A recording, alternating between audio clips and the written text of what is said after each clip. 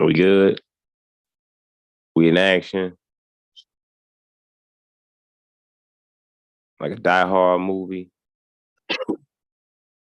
Well, at least everyone except the last one. That one was trash. Yeah, it was. It was. I'm gonna say don't even try and cape for that one. Don't even. I'm gonna say I punch people trying to cape for that one. Like that is like don't do that. I blame Roc Nation. I'm blaming Roc Nation for everything from here on out. You are completely, wholeheartedly, 100% out of the whole ventures, bro. You out. You out. You out. Find a new team. Find a new one. That's gonna be my shit all 2023. I'm blaming Roc Nation for even if they sign me, I'm still blaming them for everything. You not a whole venture no more, bro.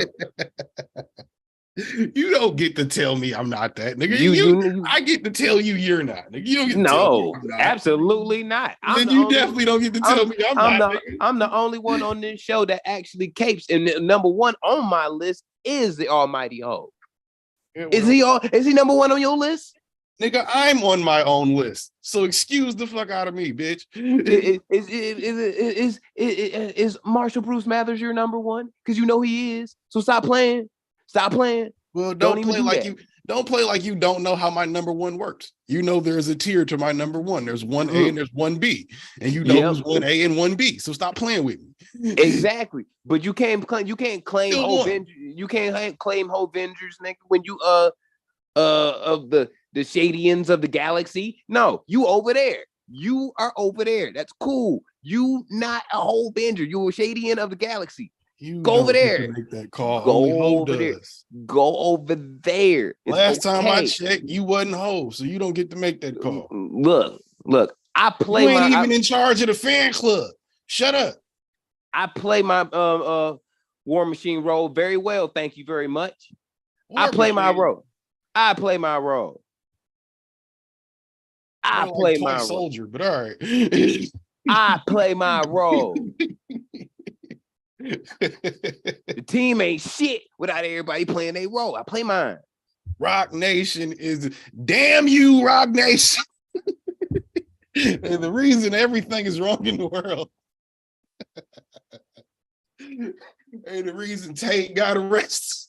Hey, the reason fucking Tory Lanez apparently. Hey, the reason Barbara Walters just died, rest in peace. Dog, it's all bad. So that was the funniest shit I seen all week. So I guess they are Roc Nation is the reason for Big Clit too. Like why not? Why not? Okay. Throw that in there too, nigga. It's just everything. By the way, y'all, people need to stop circulating that video of that woman on the internet that's like embarrassing herself. First off, you can whole family embarrassing themselves. That nigga daddy got a part on the Beijing. How you parked the Beijing? It ain't even real. He got a part in it.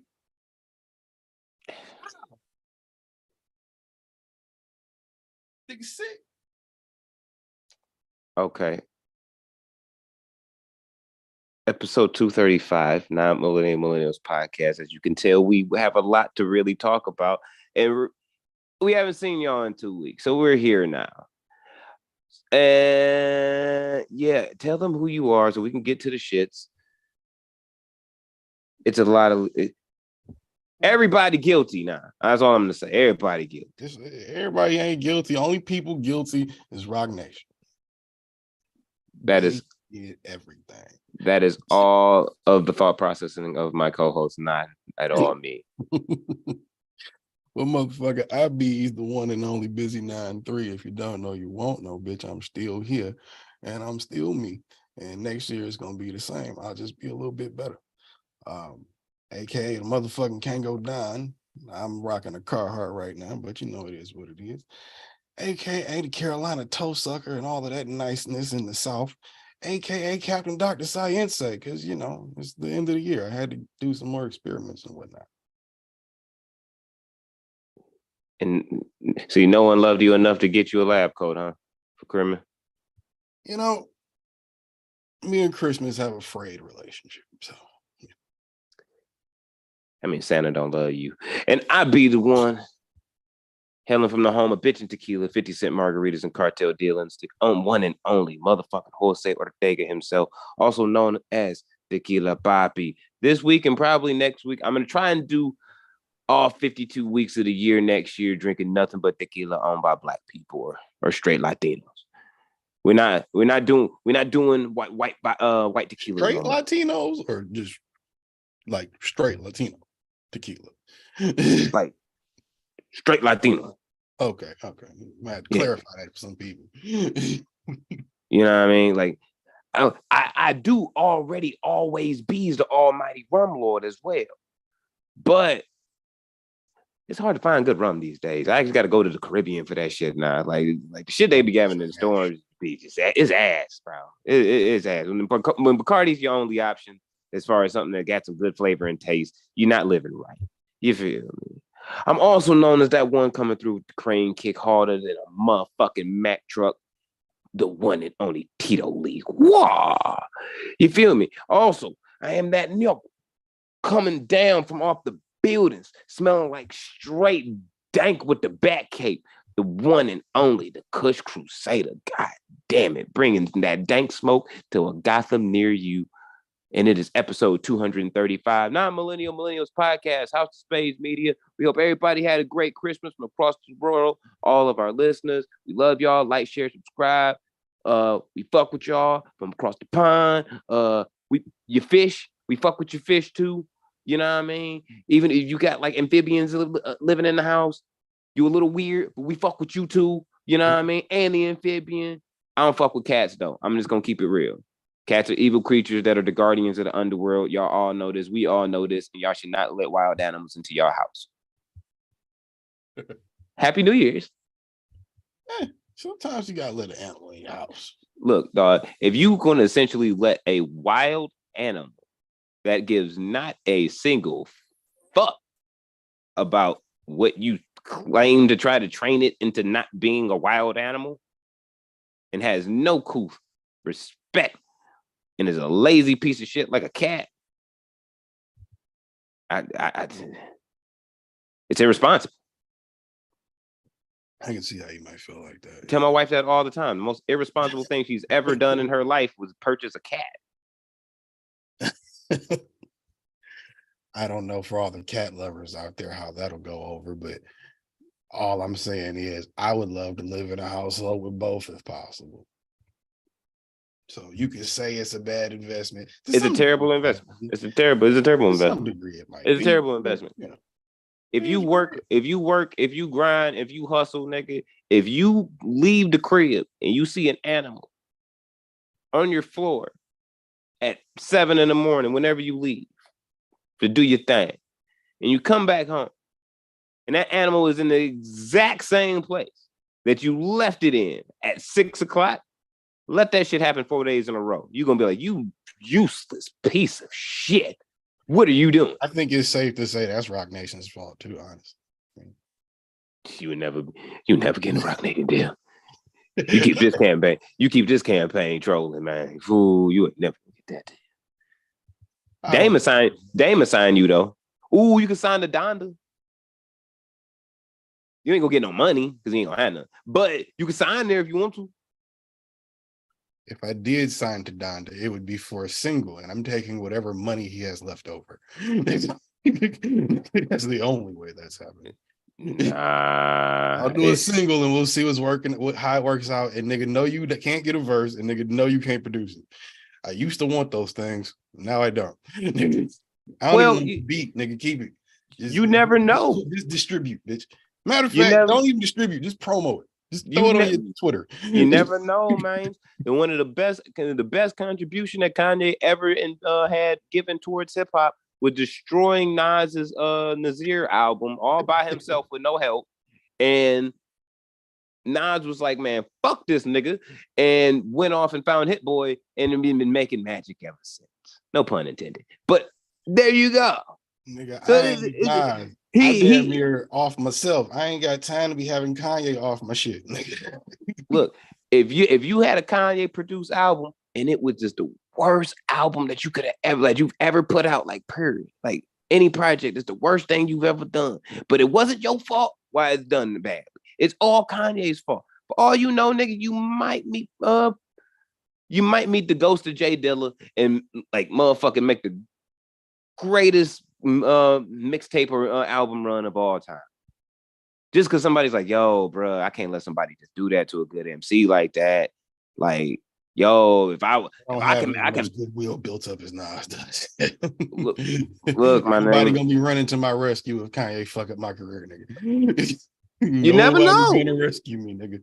Hov is not gonna come and save me, nigga. Oh no, not now. Not now. Not now. Not now. That's dead, bro. Nigga, I bet I still get a Roc Nation deal. Nigga probably might tell me, like, yo, you better not do the podcast this week. Like, why? Because your man was on some bullshit. And then he wanted to call me and ask me for help. So now you can't help him this week. But I gotta do this. I gotta do this, Jay. You want that chain, don't you? All right. Damn, you gonna fuck your man's over for a chain? Really? That's worse than thug. No, it's not. Yes, it is. Them niggas telling just to go home. Nigga. You ain't even getting the chain. No, I'm getting the chain if I don't do it 1 week because you want some bullshit because you wanted to be over there with Christ Jesus. So I'm like, and Hov never catch me doing that. And Hov said, like, nah, man, you gotta let your man's wallow. I know you want to help him, but you can't help him. I'm like, damn, bro. Would you do that to Tata? Yeah, I've done it plenty of times. Oh. You know how many times Tata probably got his chain took and was just like, yeah, I deserved it. Sorry. He know he gonna get it back. It's Tata, but you know, you gotta take it for the night sometime. Like, yeah, you know what I mean? It's a bad move. Like, why you do that? And you know you're not gonna feel bad if like I walk in the next week with the Roc Nation chain and be like, yeah, bro. So I had to leave you hanging, but I got the chain though. You gonna be like, I get it. You gonna be mad for a second, but you gonna be like, I get it. No, I get it. No, yeah, you would. Yeah, you no. would. Yeah, you would. If that's you would the done case, the same thing. If that's the case, that means I will never get a chain, which then that means you the only nigga I know with a chain. So you know what that means? I gotta take your chain, nigga. Ain't nothing you gonna be able to do about it, sir. I had to take your Roc Nation chain, nigga. No, you can't take my Roc Nation chain because a Rockefeller chain. It's not a Roc Nation chain, but yeah. It don't even matter, bro. Let's not turn this to what happened with Pac in Vegas, bro. Like, let's not let you.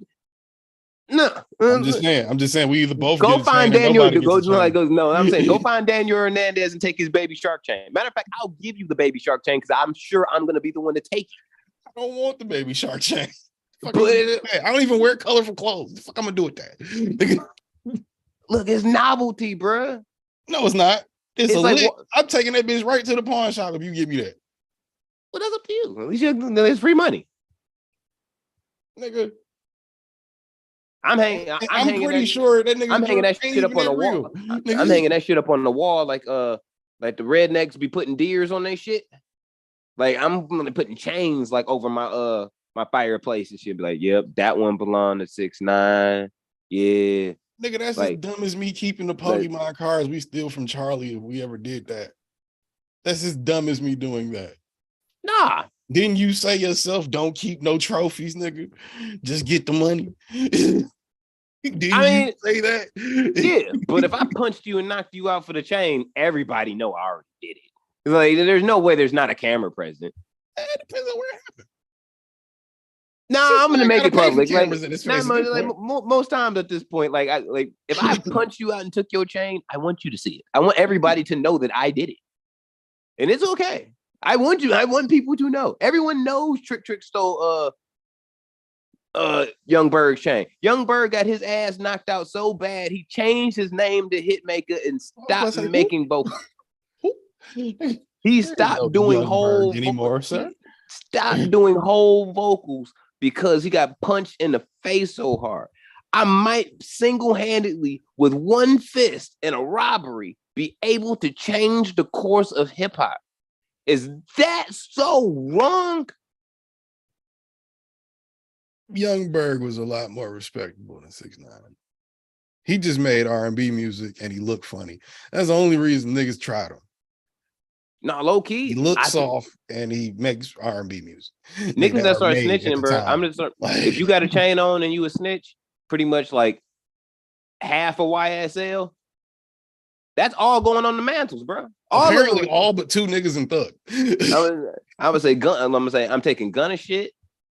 Like if you were previously YSL, jeez. I got these hands and don't wear no chain. I don't take bracelets and earrings and none of that shit. This ain't one of those type of robberies. It's really like a head on the mantle type thing. You got your ass knocked out and I took your chain. You want it back? Send the Colombians that Sosa had. That's how you get it back. And it's still gonna be hard to get it back, but it still you gonna have to do that. Hey, we both get a chain and nobody gets a chain. I told you I'd give you the baby shark chain. You cannot be a whole venger.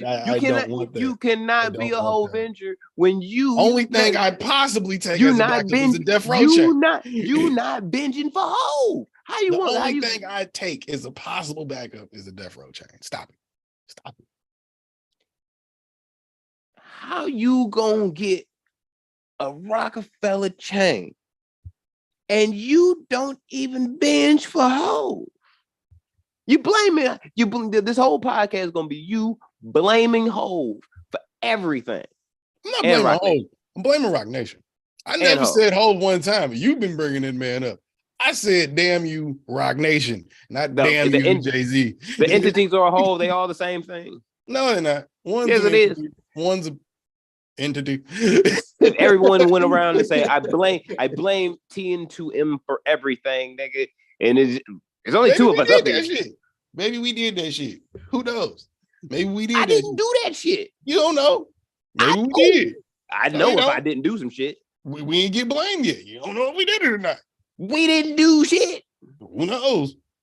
I know. Might have done a lot of shit. God knows. Like a God is speaking, and I know. Like nah. Who knows? Niggas say blame to him for everything. If Cardi B breaks her heel tonight, you can say blame them niggas on Twitch. She can do it. Nah, blame that nigga on Twitch, meaning you, sir. If they say TN2M, that's both of us. That's not just me. If they say Blizzy 93, then that's just me. They say TN2M, that's me and you, sir. Unless they address us individually, that's us. No other way around it. We need to get like a third member in here that just a moderator. No, to divert all bullshit to that person. It's Chuck's fault. Yeah. Get another George. Chuck. George is never nowhere to be found. Chuck edited that to make it sound that way and insult you all. It's all Chuck's fault. We fired Chuck. Yeah. And then but you keep Chuck off camera and you just change Chuck's name every time you fire him. It's the same guy. You just got to keep firing him. Yeah. Chuck is gonna be eventually Ralph. Yeah, we just have to run through a bunch of names. Yeah, there's a bunch of just random names that nobody really wants to be called.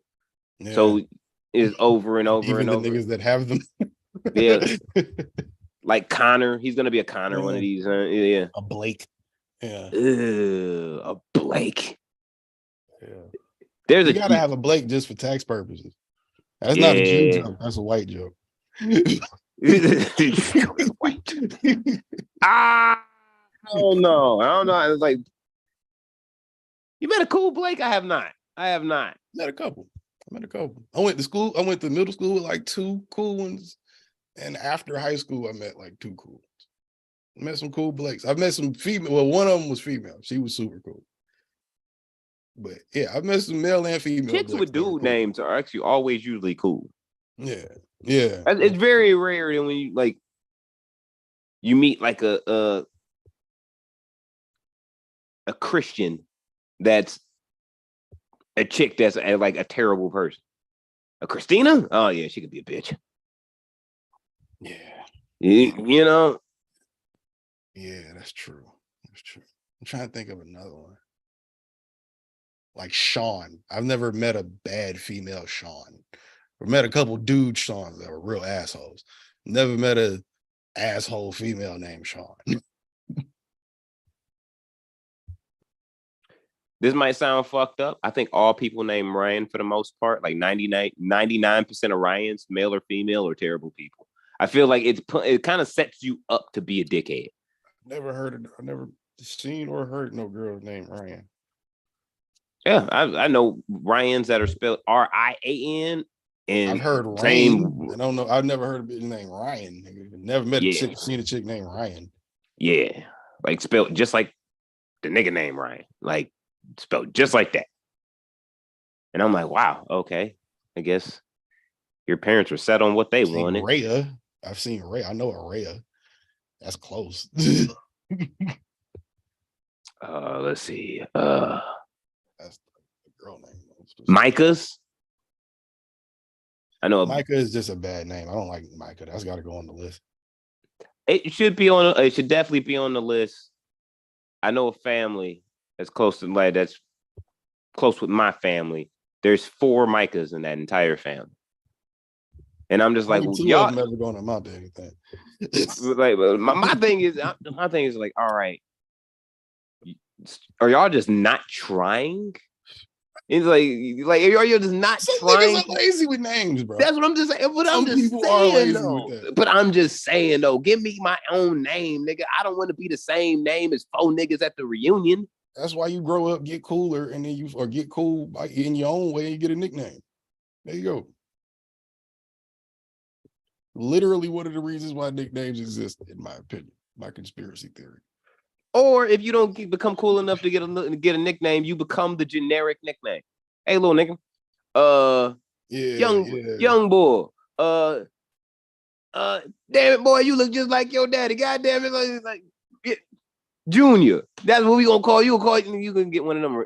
I ain't heard a nigga say Junior in a minute, yo. I have not heard that since the 2000s. 2010s. An old nigga be like, hey, Junior. I ain't heard that shit in forever, nigga. Wow. Not Junior. Junior. Yeah. Junya. Junior. Junior.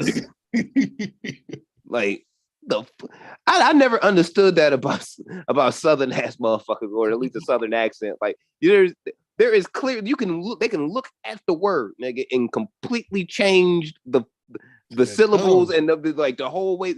Like your tongue. It's just your tongue. It just happens. Hearing language is fucking fascinating. Hearing Southern people say Joseph is just the most disgusting shit I've ever heard in my life, because like Joseph. It's Joseph. Like sound like an old white motherfucker. No, Joseph. And I'm just like, nigga, where the fuck did you get a Z, I, and a P from?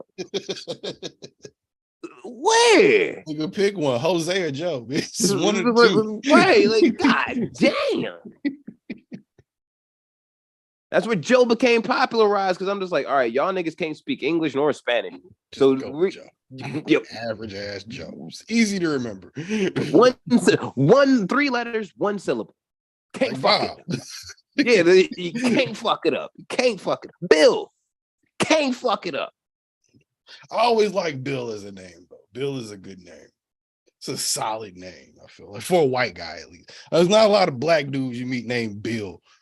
I've met a lot of cool white dudes named Bill, though, like older, like 50s and up, 40s and up, named Bill, like the 70s. There's some different niggas. My grandfather was a Bill.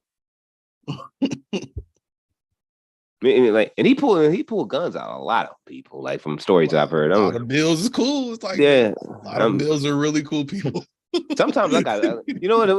When I say that out loud, I got Bill energy. Sometimes think about it. Clinton the up one on you. You get on Hillary one way. Get on Hillary one day, motherfucking the Secret Service. So he'll up that bitch on you. Yeah. For real. Junior, I don't need no help. I got the yop I got the yop right here. Just in case they want some trouble. I have been listening to Chief Keef all day. All day. If they want that smoke, well, it's good. If you're an animator and you listen to this shit, we need that gift made. Bill Clinton going to town on something with Sosa playing in the background. Love Sosa in the background. Mad, colorful, and animated. We need that in the White House. We need that. It's dated as fuck, but it would be dope to look at. Everything. Remember when Obama and them was like releasing like their top 25 songs of like the year, like their favorite he just songs. Did that shit the other day? Did he do? He still does it? Okay. He did the movies the other day. He did the music last week. Oh, okay. I didn't see that like circulating. I missed it. But I always thought whenever I seen it, I'm like, about 8 or 9 of these, nigga, you do not play on a regular. You just like these songs and they look good on paper if you the president, nigga. You know damn well your shit sounding way. You know you was some of them shits with Sasha and Malia going like, nah, throw that on there. You throw that on there just because, fam. Like just because. They gonna love that. Just throw that on. But I like that. I like that. Like I like that one song with the Future, and he goes karate chop. Nah, Dad, you shouldn't put that on there. That's gonna be bad. Like, nah, don't put that one on there. Why not? The Emmett Till thing, Wayne fucked it up for you. Like, I don't think you want. You right. Walk away on that one. Like, nah. I was thinking about that. It's funny you said Lil Wayne. I thought about Lil Wayne is the perfect example of a motherfucker who, you know how people just do their job and they just want to do their job. Don't ask me shit not about the job. I don't know, nigga. If you might get an answer you don't want if you ask me too many questions.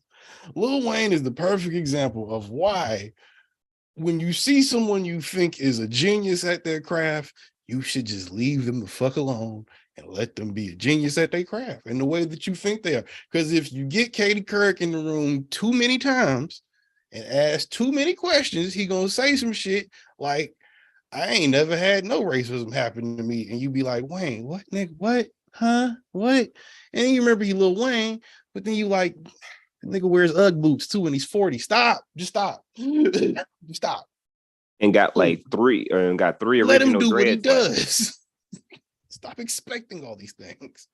I've been saying that. Like, fuck. I thought about that in the shower for some reason. I was like, that's a perfect example of why you should just leave niggas alone and let them do their thing. Everybody is not smart. But I think the problem was, at least a perception is within like the way outsiders look at hip hop is this. Some of the most popular, or when hip hop really gained its popularity, motherfuckers were smart behind the lyrics that they were doing because a lot of shit was intentional because they was really trying to spit a message. Like Ice Cube, Common, Heavy D, Public Enemy, Tupac, Biggie. Like you had a bunch of motherfuckers who were legit, weren't dumb, and they were trying to say something or convey something through their music. Right. Wayne don't do that shit. Wayne ain't that person. Wayne has always been the nigga, let me say whatever I can say to make you go, damn. He said that 1,000,000 times in interviews. He's like, I just want you to hear it and be like, oh shit. Nigga, the fuck was that? Yeah, like, think about it like this. CeeLo Green was one of the most powerful midgets in Wonderland ever, and then he came to Earth. We know that's all truth. That's all the truth. No, that's also all true. But as far as pen game, musical creativity, and artistry, was highly respected in in R&B, pop, hip hop. This nigga was going a whole mile, and then he started talking. Sounded crazy as shit. Yep. Everybody stopped giving a fuck. Yep, it is. It ain't like this nigga still can't rap. It ain't like he still doesn't make still good. It's still good. But guess what? You can't ask this nigga really intense questions up to a certain standard because guess what? CeeLo Green just may actually be not smart, like at all. Is he good? Can you make a good song? Yes. Can you contribute greatness as a musician or artist? Yes. Can I ask you about the economy? You should not. Should I ask you about Black Lives Matter, George Floyd, Breonna Taylor, anything of the sort? Probably not. What makes you think? This is what I want to know, right? These people that we're talking about are very high level at their craft, which means not in the studio all the time, of course, but a lot of their days consumed with things that are not that, or things that the average mainstream quote unquote might give a fuck about, right? So yeah, nigga, you're gonna get a weird answer. I've been in the studio for 3 months and touring and doing shows, and then I go back to the studio. You said a cop shot a chick. Why you shoot her?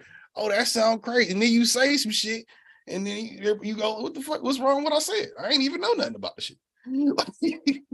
Not everybody looking at you crazy. Your streams done drop, and you like, what did I say? I hold myself as being a smart individual, but but sometimes there's certain things where it's like you bring something to me, I am not the person you should be talking to about this. Everybody not as tuned in on everything as they should be ever, nigga. No, but I'm just saying, just in general, I'm desensitized to a lot of shit.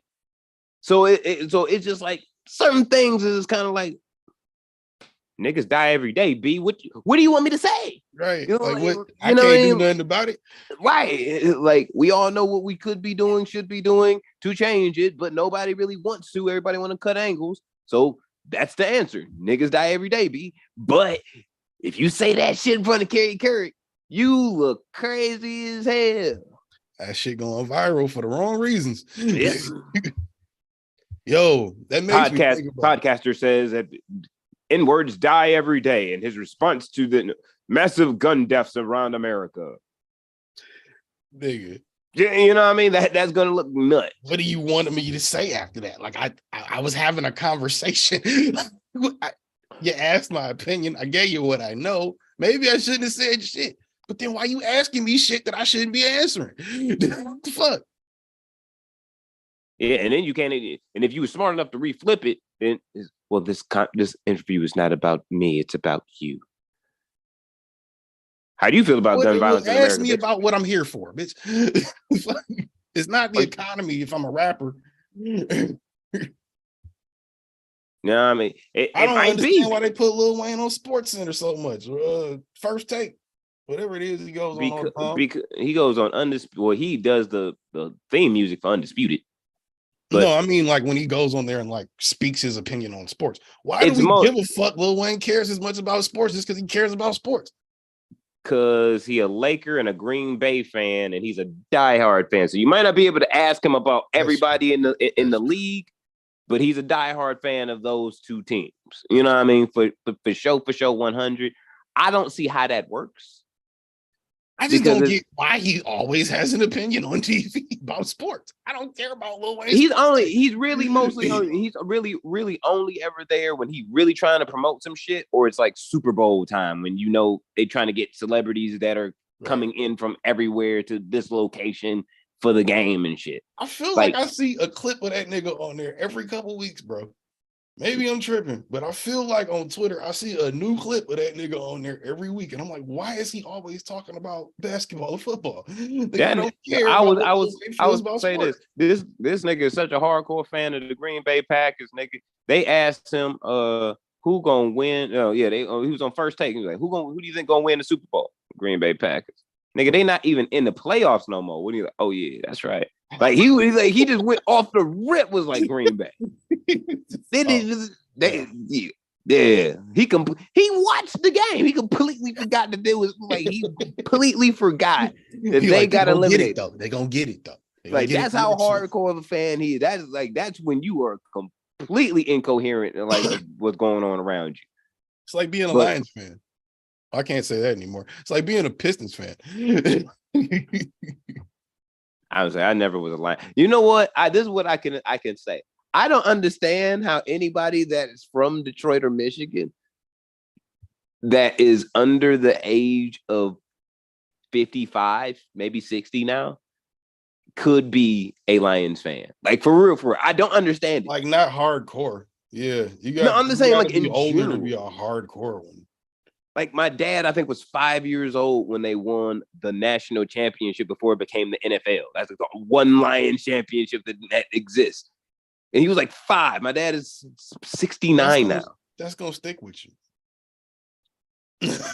That's gonna stick with you. For him, understandable. But I'm just saying. Us watching the Pistons win in the early 2000s stuck with us. That's not, we ain't gonna never forget them games and where we watched them and our reaction and things, same shit. Yeah, but we were more coherent than 5 years old. But okay, because to that then, since I was the earliest games I can remember was watching Jordan play in the 90s. So, and Jordan was influential. So that in turn should have made me a Bulls fan. I wasn't. I was a Jordan fan.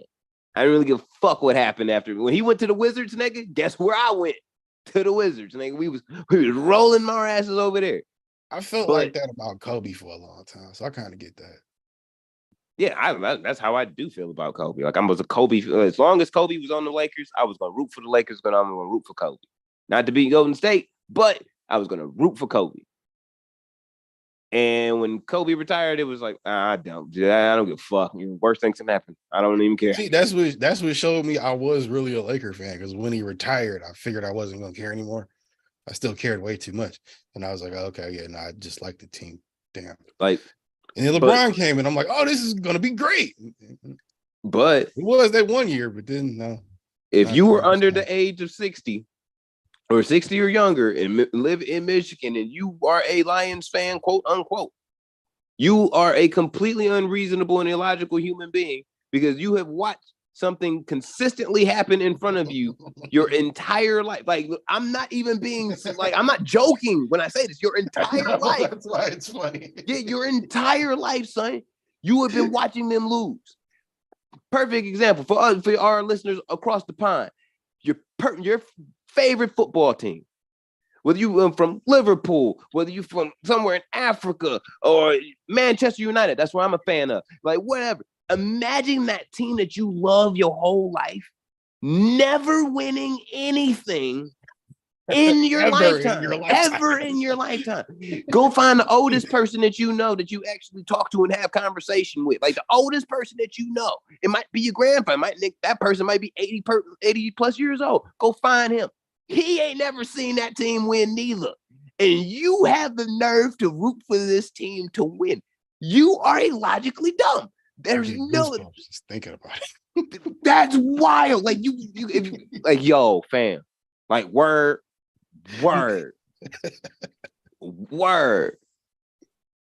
On some real shit. You want to know how I became a Raiders fan? I saw the fucking uniforms for the first time. I was like, yo.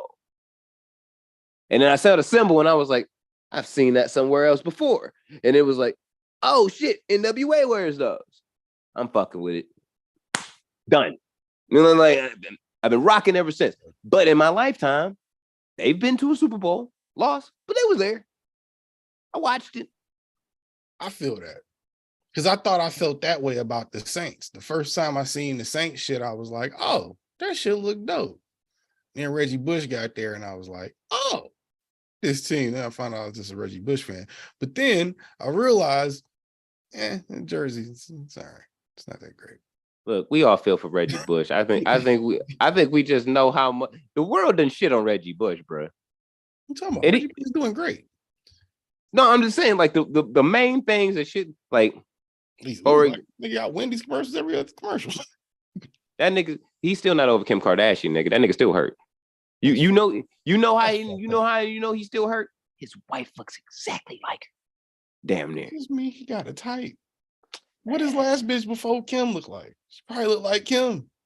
Nah, that nigga from Dago. She probably look. You know what I'm saying? She probably looked like Ariana Grande. Probably, to be real with you, but he done got some. That nigga got some. What is this? Some Armenian or Romanian on some shit, and it changed his whole life. He needed it again and again. Yeah. Sometimes you get a new ethnicity and you like, I need that. That nigga get hurt one time. The Saints like, nah, fuck you, nigga. You got to go to Detroit. He was like, oh. Bruh. That's and then I think I'm about to go back Latin. Shit. He went to Detroit and then it was over. It was like, it was done after that. 2 good seasons and yep, now you're on Wendy's commercials and on ESPN collecting a check like everybody else. You make it sound so bad. They're so dramatic. It's not even. He was so disrespected and shit. He's like 40. No, I'm saying before even the whole shit like got to that point, it's like they shit on him so bad. And I'm just like, they took his Heisman away, nigga. They did take his Heisman. They took his Heisman. That was fucked up. Like, I don't give a damn. Like on anything. If you go to a college and shit prior to this NIL shit that popped off, you go to a college and they offer you some shit, cool, and you take it. You're not supposed to. Okay, you're not supposed to. But what you did to earn the trophy as being the best, that don't have shit to do with what the fuck you received. You just balled. Like, nigga, because he's living in a nicer house. His mama has a nicer house than she did before, nigga, does not make that nigga run faster or slower. He's the talent. Yeah. It didn't change up the schedule that the school that USC had to play, and he had to run against all them teams. Yeah, but they ain't got shit to do with the type of bitches he like. No, I'm saying like when you take away the Heisman.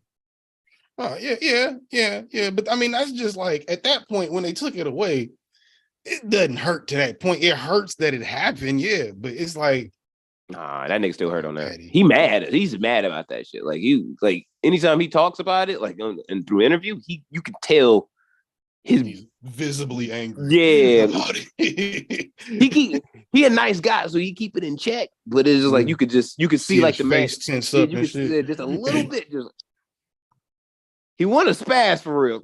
Like I know when he leave, he's like, man, fuck them niggas, bro. Like yo.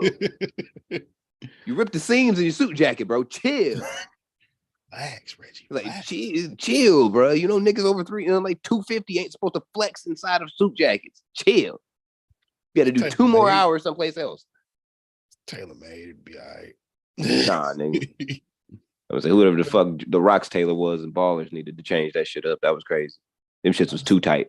I still have not been able to get through that show. To understand it, don't even do that. Just Google Rock in a suit Ballers. You for real. Like them shits was too tight. I've seen him in that tight suit on the show. I'm just saying I can't make it through the show. I get you. But the shit was too tight. It was that's ridiculous. I remember the gray one he used to have on, and that shit was like disgusting. Yeah, I'm just like, bro. Saw every line on that nigga's body. Bro, pause. Like for real. Yeah, but it's like, yo, like you this nigga can't even cough for real, or sneeze hard, or it's something gonna break. Yeah. Rip. Like, come on, bro. Like, I'm not spinning. Nation. I'm not gonna do that. I'm not gonna do that. Nation. I'm not gonna do that. On Ballers was all Roc Nation's fault. I'm not gonna do that. You're not gonna do that. I'm not gonna do that. Matter of fact, I'm standing on me. I'm not doing that though. Or Roc Nation. I feel like because I'm getting my chain.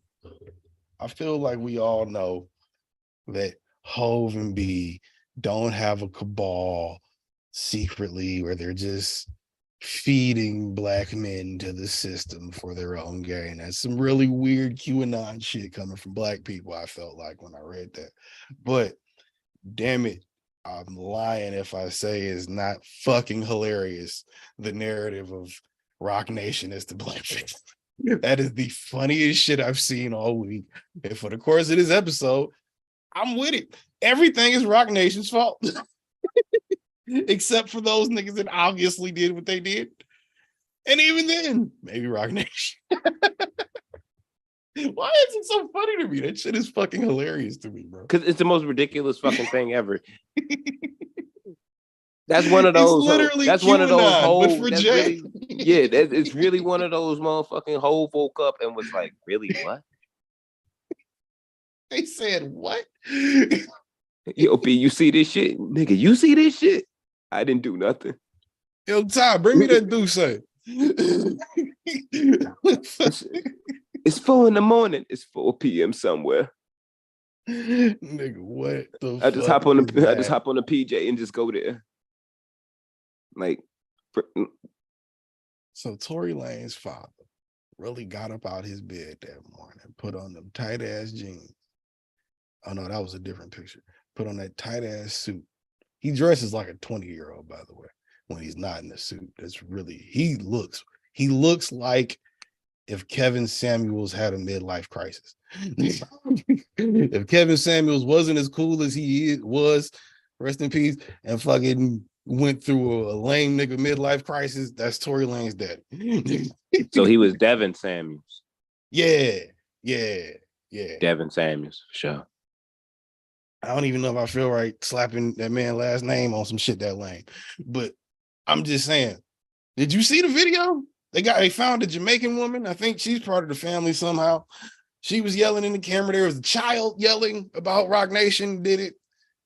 And damn you, Jay-Z. She was like 9. I don't know if it's his little sister. You didn't see that?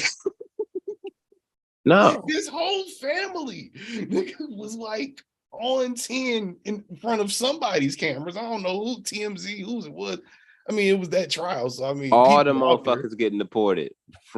Like everybody. Why would you speak? Everybody is getting deported. They from Canada. Like y'all can't be. First off, damn you, Jay-Z and Roc Nation is crazy because you really just mad at the fact that this nigga is more powerful enough to hire better lawyers for his people. Well, that's one. That's really one. Because she signed to Roc Nation management, nigga. She's not signed to Roc Nation as a label.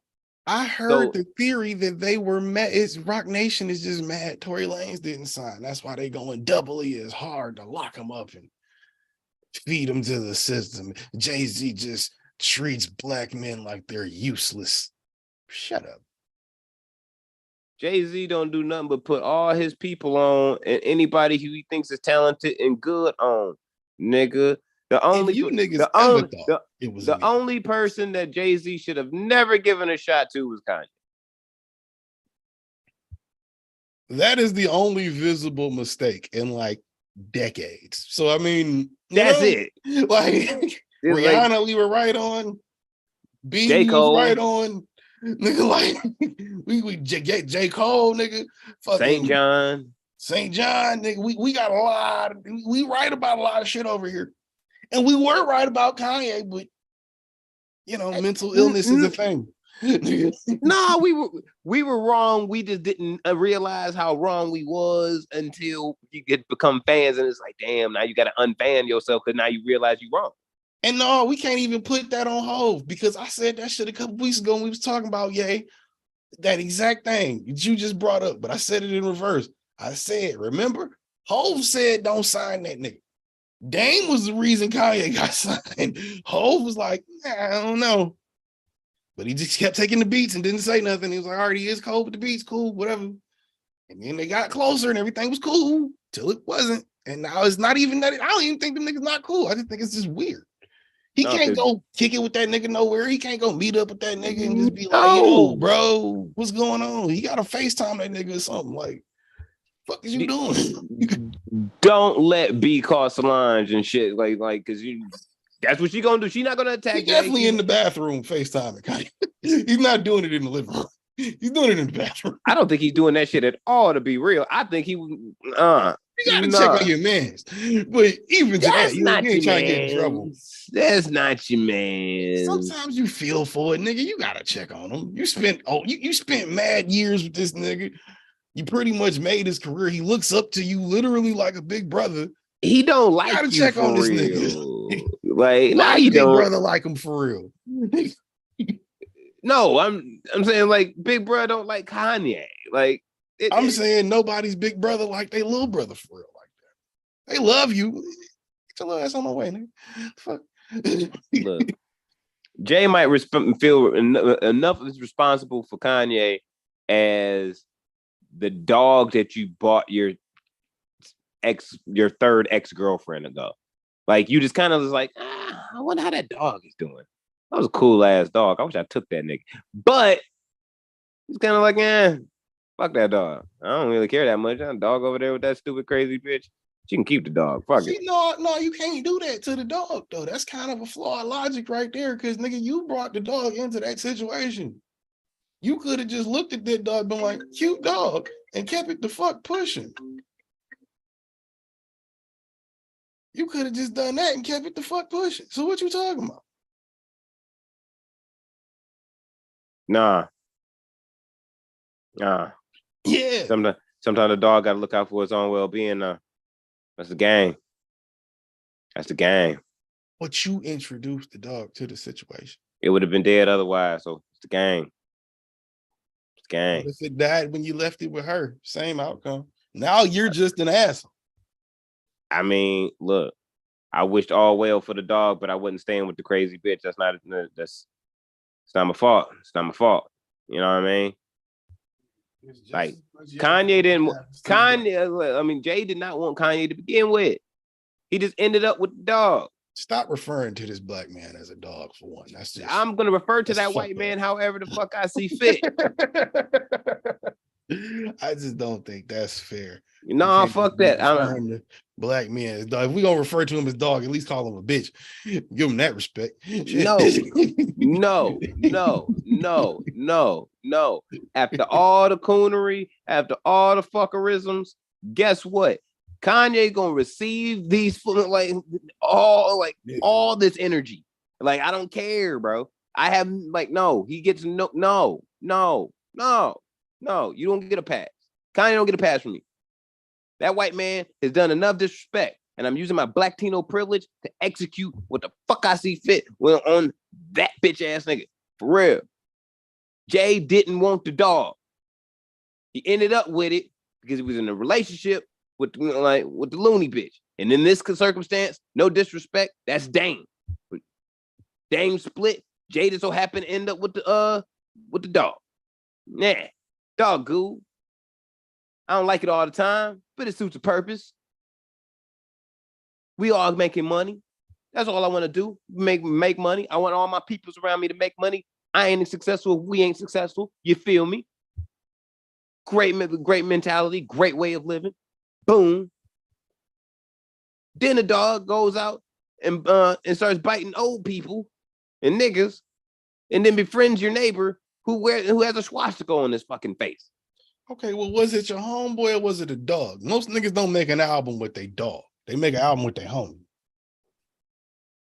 So what are we talking about, really? It depends. The analogy can only work so far. It worked pretty far, bro, because like sometimes you got a dog that might be talented enough to throw some bars in there, bro. So what you're saying is Dame Dash found Scooby-Doo, hired him.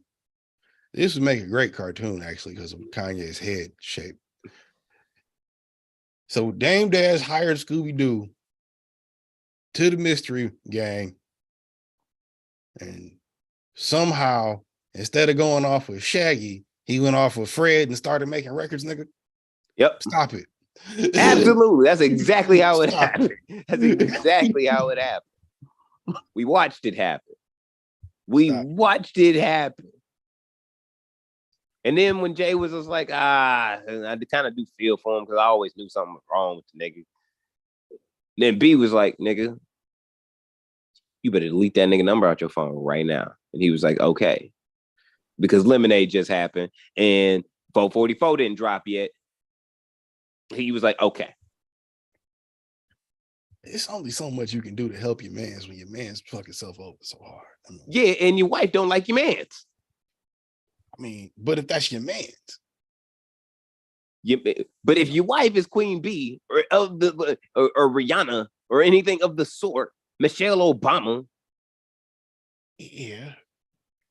If she tell you delete that stupid ass nigga number out your phone, you gonna do it if you a smart man.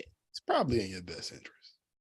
It's probably it is in your best wholeheartedly, bro. Whole fucking heartedly. You might want to, yeah. Don't even argue. All right. Don't look down with the puppy dog eyes or nothing. Just do that shit like it was like it was some shit you was gonna do anyway. For sure. Not a fucking problem. So what you're doing for the Kanye situation, if I'm correct here, is you too are blaming Roc Nation for Kanye's fuckery. So I go back to my original point when I say, nah, what's the name of Dame's? Damn You Roc Nation. No, what's the name of Dame's label or whatnot? I blame Dame. That's why no more. Whatever Dame's LLC is, I blame Dame. That's who I blame. I blame Dame. We all know Roc Nation did it. We all know it. Good Music did it. That's who did it. Nope, that shit don't even exist no more. Except for on paper. Ain't who's distributing for them? Nobody. That shit ain't even out no more, nigga. Like Kanye releasing records through DistroKid like the rest of us. They won't even let that nigga release music. They treat that nigga probably like R. Kelly now. The last song he dropped, they took off Spotify. So nope, probably not. Because he went on a whole rant about how he loved Hitler and hate the Jews. You can't just go on a rant on that and then be the following day be like, I'm gonna release music. Yeah. I don't give a damn how good the music is. Like it could be the greatest collaboration of music and musical musicians and artistry of all forms. Nigga, guess what? After what you did yesterday, not even 24 hours ago. Nah, son. Nah. Like, nah. I'm going to tell you to your face, nigga, no. This is unacceptable. You must go home. And yeah, preferably just stop speaking and wave when necessary and occasionally smile. Don't speak. You're ruining yourself and the rest of the world by speaking. You know, it seems like a lot of niggas do that. Tate, one of them. Cobra got indicted off a pizza box. What George said. Cobra got indicted off a fucking pizza box. Y'all do know, like, I'm gonna say y'all, I mean, like, the listeners, I hope y'all do know that this nigga is one of those said people that I was referring to when I, like, he's in the same box as Kanye and Kyrie, you know? Oh, yeah. For like, sure. Like, I'm not, I don't think he's talented in any way with anything, but fighting, apparently. Debatable. He ain't gonna fight Mike Tyson, but he ain't gonna fight Deontay Wilder. He ain't gonna go. I can see him bucking up to Deontay. Maybe not Mike. I can see him being like, Deontay, bitch, what's up? I do MMA, you do boxing, bitch, what's up? He not going. Definitely see that. He not going in there. That nigga's arrogant, bro. He is. Yes, you're right. But he's not gonna go. He's not gonna go up in there and die against, you know what I'm saying, the burrito eating Gypsy King. You feel me? He not fighting Tyson Fury. Deontay almost died 3 times. I think that'd be one of the things he'd fuck with him on, though. That'd be one of the things he'd fuck with him on. That's why he gonna be like, bitch, I'll whoop your ass. No, I think Tyson Fury haven't gone down the rabbit hole of Cobra like I have, sir. But I would say this: if you did something just that arrogant, I think someone like Tyson Fury would probably murder him in the ring just based on principle, and you wouldn't even know it was about to happen. Like, he wouldn't get like beat up like Apollo Creed and shit before he died. Like, it'd just be that one. All right, nigga, you playing so hard. Bah! It's getting brain damage one time. That might be the best thing for him. Hop in the ring with Tyson and just catch brain damage one time. Yeah, but you gotta hope. Yeah, like, you can't talk for that case. I mean, but you gotta actually almost kind of gotta hope that brain damage is the best outcome possibly. Nigga, get putting skull crush right in the fucking face by Tyson Fury. I mean, if you let Andrew Tate, your brain might come out through your ears a little bit, like. It happened to Deontay Wilder. His brain was coming out through his ear. You watched it. Beat that man senseless. Literally. You beat the brain out of me. Yeah, like, for real. You can see him. Out his ears. He ain't had no legs after his brain started coming out through his ears. Like, bottom line, man's really ain't that talented. He's not even smart. I don't even understand how people even give this man and gave this man even any type of attention via his platforms of usage when he was using them. I'll tell you how. Because that shit is crazy. He's dumb as hell. Tell you how. Captivating capitalism. Nigga, that's what it is. He captivates niggas in a way that makes you feel like what that one bitch say? She said like he's like the big brother of the internet for a lot of niggas. He's a lot of niggas' big brother. Like for real. So when he sells you this course about being better, being the best you can be, fuck everybody else, nigga. Fuck that and fuck them. Get your money, get your shit, fuck them hoes. And if you get them hoes, get out the fucking matrix. All of that shit. When you fucking do that, all of that comes into what? Hey, nigga, buy my course. Hey, nigga, make sure if you gonna come through to that party I'm throwing that you got some bread, bro. The hoes don't like broke niggas. Make sure you got some. And then I'm just eating off of that shit. Why? That's why I said it off air, bro. I think the nigga, I really feel like this. I think whether it's the pizza box that gets him indicted or not, the nigga has a real struggle with the character Andrew Tate and the person Andrew Tate. And it's very visible on camera. Because I don't think the person is too far off from the character, but the character don't know when to shut the fuck up. Because I don't think he's that dumb. Neither does the person. He is fucking retarded. He's stupid. And we don't like using the R word. He's so stupid though that he doesn't get it. That's why I think it's the character fucking him, and he doesn't catch it before it fucks him. bro. I don't give a fuck. All right. And by the way, dude, he got locked in the, like they arrested his ass and charged him and did not charge him with sex trafficking or human trafficking, but he did get charged with money laundering. What his brother? Did his brother get hit with the trafficking? Somebody got the whole thing charge. On the internet was under the trafficking. I think it was bruh. It was the brother. I think bruh got that, but I definitely saw, and it was like confirmed from like a lawyer online and shit. That nigga got the he is being charged with money laundering. He got bail. Money he's out today. Not a surprise to me though. If you Andrew absolutely Tate, not. Absolutely not. I feel like if he was doing anything illegal, that would be like my top 3 pick of something he would probably get caught doing illegal. That's it. If you I'm sorry, but if you're a white person in general and you get caught up and they say it's a white collar crime, I'm gonna think money laundering or embezzlement. That's the 2 easiest ones. Yeah, I'm out to get. If I know you wear a suit every day and there's nothing gangster looking about you, like you do not look like mafioso John Gotti. Like, come on, bro. Out the gate. He's part of the Romanian mafia. Right. You ain't know the Romanian mafia. You ain't know that. He gang. Why are you looking at me like that? Why are you looking at me like that? You have not seen the lengths Tate will go to for this clout, apparently.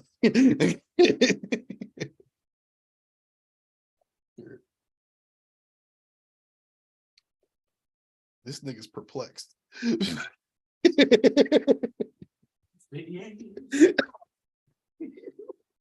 Oh shit.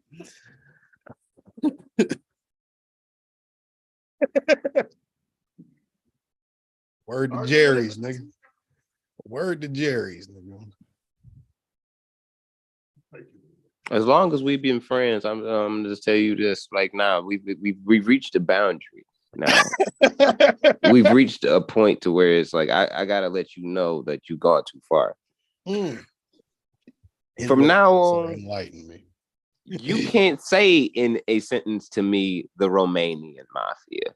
I'm just not having it. I'm not having it. I'm sorry. It's disrespectful. It really is.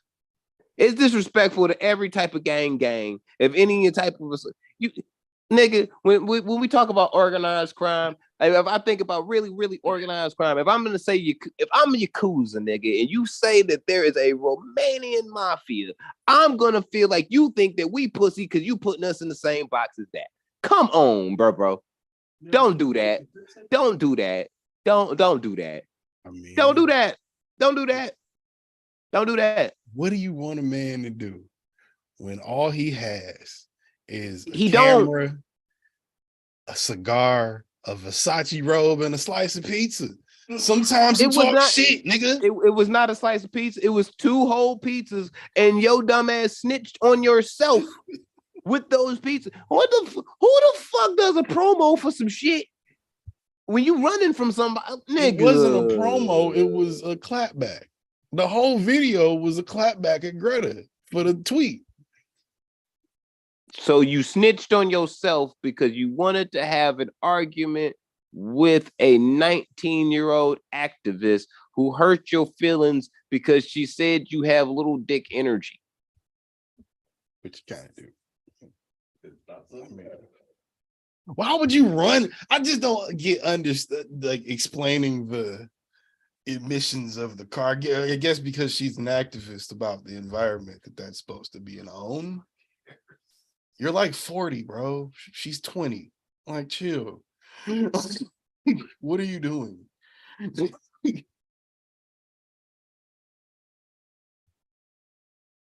Not smart. Period. You're not. He is not a smart individual. He is not smart. I said not stupid enough to. Not smart at all. Not smart. Doesn't mean that you're not savvy, but you are dumb as fuck. Like, you are completely incapable of helping yourself because you are fucking stupid. You don't have to you don't have to help yourself when you own 4 Bugattis and you fucking have all the roads right and a fucking samurai in front of your house. And bitch, get my coffee twice a day because I'm only gonna drink one because fuck you. I asked you to get it for me. Can you do the job or not, bitch? Clean up unprompted. Yeah, well, unprompted. Unprompted. I need things done unprompted. But then turns around and prompts this little bitch for no reason. Like, what the fuck are you doing? Dog, Joe, shut up. Bro, prompt the shit out of this bitch and then turned around, got hold, and then tried to recover from it. That's how this shit happened. And then you go tell me, oh, this nigga getting some money laundering charges. That's not a surprise. I guess the point is, I don't think this does nothing to his image. As dumb as he looks, as dumb as it is, as his corny image, as it image fucking is still is. the same. Huh? His image is still the same. Because he's just gonna double down. His audience is gonna love this. Huh? I'm gonna say that this is on brand with his image. This is like, it's not gonna do nothing. His audience is gonna love this. He just gonna double down in the next video. Yeah, nigga, the Fed. He already made a video like that last time he got arrested, talking about the Feds tried to get him. They ain't got shit. Fuck them niggas. That was when the human trafficking shit came out. And he, it was a matter of him getting caught in Romania, which was when he got arrested. He like, they ain't got shit on me. He made a whole video talking shit to the Romanian feds about, y'all ain't got shit on me. You can't do shit to me. What you gonna hit me with? So he knew something. You know what? No, I'm not even gonna say that because that's gonna be worse for the environment. So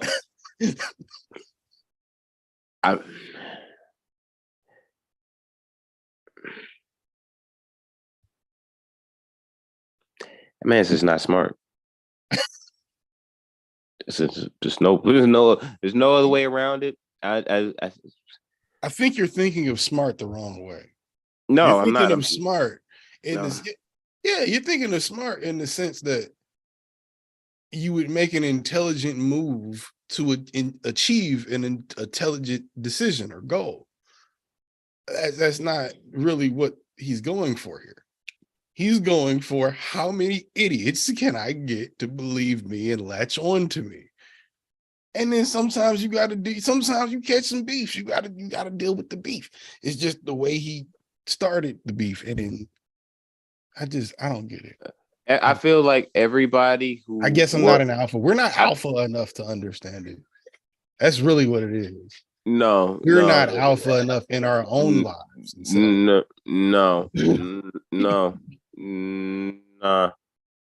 No. We might just be betas. Or what's the other one? Is it Zeta?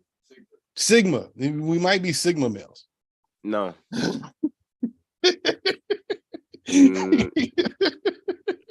Nah. Maybe that's why we don't understand the 4D chess that he's playing. Like Kanye, like Kyrie. You see what I'm saying? It's 4D chess. Nah, them three dumb niggas. It's 3D in a motherfucker, and it's just three dumb niggas. Three dumb niggas. That's what that shit is. Like, it's just 4D chess. Like, no, the fuck it ain't. Some of this shit is really quite simple. Some people are dicks. Some people are robbing you, and some people are willing to let themselves get robbed by these dickheads. Everybody who used to be a Daniel Hernandez fan and shit, guess who they fans of now? Andrew Tate. And it's the same exact type of motherfucker. You think you so hard, you think you're so smart. I'm not. You make your shit off of being controversial, but when that becomes your shtick, I don't give a fuck who it's been. If your shtick is becoming controversial and sustaining and continuing that, you will fail. Something's going to happen to you. Someone's going to beat you up. You're going to go to jail on some dumb shit. You're going to get killed, stabbed, whatever the fuck. Blackballed, canceled. That shit's going to happen to you. Well, Andrew Tate has been canceled and he's uncancelable. Who the fuck do you think he is? Uncancelable? I mean, you already said who he thinks he is. You already know what level he's on. Adidas can't cancel me. I can be as anti-Semitic as I want. We saw how that worked out. Right. Exactly. Like, who the fuck? No, I'm like dead ass. Like, I'm just saying, uncancelable, bro. Like, look, my nigga, there is no way you could convince me. There is no way on God's green motherfucking earth that you could convince me that more people fuck with and love Andrew Tate as a whole damn thing and entity than niggas did with R. Kelly before Surviving R. Kelly came out. There's no way. They're not comparable. Even after, I think there are more people that love R. Kelly. Even after. And R. Kelly is That's clearly fucked up to say. And R. Kelly is clearly canceled. Niggas have gotten to the point to where we canceling the aunties now. Just because them bitches is out here wild. Let it go, bitch. Free R. Kelly. Free R. Kelly. I love yo. Like, no, he's doing 177,000 years, bitch. He is never getting out. Never. Ever. There are going to be no conjugal visits and from you. The conjugal visits he is going to he is anticipating is wherever they going to send Tory Lanez, he's going to ask for the transfer there. That's exactly what's going to happen. Imagine them two. Yo, okay. Look, I'm gonna say this, and don't criticize me, y'all, for saying this because it's just a thought that popped in my head. But I'm just saying this because I feel like it might be solid. If I'm a nigga doing life in jail, I'm on the row or whatever, and Tory Lanez and R. Kelly happen to be in my pod. Not for nothing, Friday nights is gonna be lit, and I mean lit by you got Tory Lanez and R. Kelly. That's free jukebox music. All you gotta do is stab them niggas up one time and make sure they sing for you. It's great. Make them feel a little uncomfortable. You got all the free music. Because I'm already uncomfortable now. You talking about you gonna have two R&B niggas up in the cell block, and you gonna make them niggas sing every night. You trying to get somebody butt pregnant. That's what you do. That's what you trying to do up in that bitch. That's disgusting. Then that's what's trying to happen. Whoever stabs R. Kelly or Tory Lanez and is like, we want them motherfuckers to sing every Friday. That nigga's taking them. He is taking butts. He is not. He ain't on no joke now. He punching people in the face and taking you. That's a serenade, nigga. Yeah. Tory, sing louder, nigga. Oh, say it. Ah! That's what then like that it's gonna be terrible, bro. Oh my god. Bro. And Tory Lanez is definitely doing it 23 years. Yeah, and if Tory Lanez end up in the same pen as R. Kelly eventually, bro, they gonna become lovers, bro. That's just bound to happen. Because R. You Kelly said it already before I did, because I thought it. I just was like, nah, that'd be wild. Nah, R. Kelly already tried to turn a woman into a boy that looks similar to Tory Lanez. And if Tory Lanez is already there. I mean, I don't know. At a certain point, you got to make a decision. You're going to beat off for the rest of your life, or you just going to take what you got around you. And R. Kelly is significantly taller and bigger than Tory Lanez. Forced decision. What? Yeah, saying R. Kelly is significantly taller and bigger in size than Tory Lanez. Yeah, I think R. Kelly like 6 foot something. Really? I think he's like, I know he's at least 6 foot. I want to say that. 5'8" this whole time. 5'6". Nah, he ain't that short. I thought he was just like a regular size nigga. Nah. Pause. I mean, I guess 6 feet is regular size, but I'm like, I thought he was like average height. Well, well, he ain't 4'7" like Tory Lanez. Right. Yeah. The point is even if R. Kelly had to get physically aggressive and punch him in the face and be like, you got to take this shit, Tory. Trapped in the cell tonight, boy. Man, that'd be fucked up, bro. Like you shot Megan. You was mad. You was mad because Megan the Stallion, who you was fucking, you got a temper tantrum. You shot her in the feet, and it leads you to being like the lover of R. Kelly. That's a Lifetime movie right there, boy. That's a Lifetime movie. I mean, somebody got to write it. I'm not writing it. It's disgusting. It's a Lee Daniels series at the least. It's a mini series at the least. 2 R&B stars go to prison, end up getting transferred to the same prison, fall in love. That's a Lee Daniels production. It definitely is. It definitely is. It's definitely one of those. It ain't gonna tell you that's what the story really is in its totality, is like throughout the trailer or even in the title. So you got to watch the whole thing. And you're just like, oh my god, this isn't the R word. This is voluntary. This is Brokeback Mountain in prison. Like, oh god, no Vaseline, no. Brokeback Rikers. Like, no. Brokeback Rikers is fucked up. Got niggas on the cell phone like, son, I can't deal with this shit no more. Like, what's wrong, my nigga? They be humping like all the time. Like all day, dog. They love each other for real. Like, what I gotta do with you, bro? They cell is right in front of my nigga. Wanna go home? yo, remember what I told you, little bro? I told you, don't be moving no packs, nigga, and stay off the street, nigga. I need you to move everything, nigga. Get on the block, do everything. Yeah, like do everything you need, my nigga. Like, nigga, that's like $250,000, bro. Nick, get your ass out. Get some bricks, start pimping, nigga. Shit. Do what you gotta. It's scamming, nigga. Get like 3 or 4 hoes to do this car shit with you, nigga. Like, get me out. My mind's telling me no. Out, nigga. Yo, nigga, I gotta get out of here, bro. They about to start in the multi-purpose room, my nigga. I'm out, dog. Oh my god. Terrible. That's fucked up if Tory Lanez and R. Kelly are like the prom king and queen of your pod. That's wild. That's fucking wild. Motherfuckers get out of prison and be like, I saw terrible things, my nigga. Like, what you like? Definitely make that short. That would be hilarious.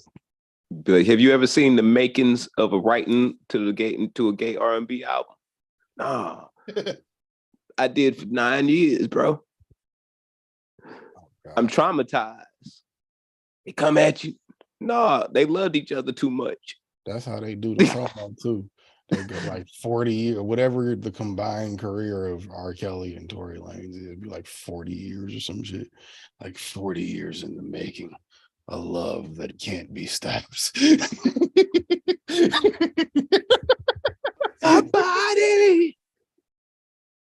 My body's telling me yes. That's what it is all day. It is gonna be pure disgust. God. Why are we writing this? Stop it. Why are we writing this show? Because this is what R. Kelly wants to happen, and this is what's probably gonna happen to Tory Lanez. Jesus Christ. Matter of fact, I'm glad justice is served, goddammit. And all you motherfuckers that do not agree that justice has been served, you're stupid. Because there's no reason on earth that you can there's no way on earth you can argue if you shot me in the feet and I'm alive that you didn't shoot me in the feet, nigga. I saw you do it. I was there. I have the bullet hole wounds. Nigga, I was looking at you. You said you shined me on like it was a Die Hard movie before you shot me. Dance, bitch. Come on, bro. Yeah, like I was just waiting for it, just like, all right, guilty or no, like that, because that's. I mean, did you think it was gonna be not? No, because this whole time I was like, yeah, he's going to jail. Oh yeah, because when it happened, I'm like, oh, he's going to prison.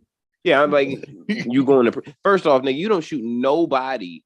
And you don't shoot the victim and just leave them wounded and alive. And you had like 4 witnesses there. Like, and then tried to blame it on the other bitch. See, that's a sign right there. If anybody that got a hairline that look like Tory Lanez and shit, nigga, you probably ain't shit because you full of shit and then full of lies, bro. They shoot you in the feet. That's terrible. That's terrible. Even though I'm sure Roc Nation has something to do with it, Tory Lanez is gonna get, I would think, everything he deserved. Well, not everything, but at least some of what he deserved. Well, he's definitely gonna go to jail for probably the length of time that would kill his career. Let's be honest. Oh, he's gonna be forgotten about in 5 years, bro. He was on his way before he shot her. Yeah, but I'm saying, it's gone now. It's gone. What you think they're gonna give him? It's 23, I think, is the max. What you think they're gonna give him? Given all the evidence and or lack thereof because of Roc Nation. Apparently. Allegedly.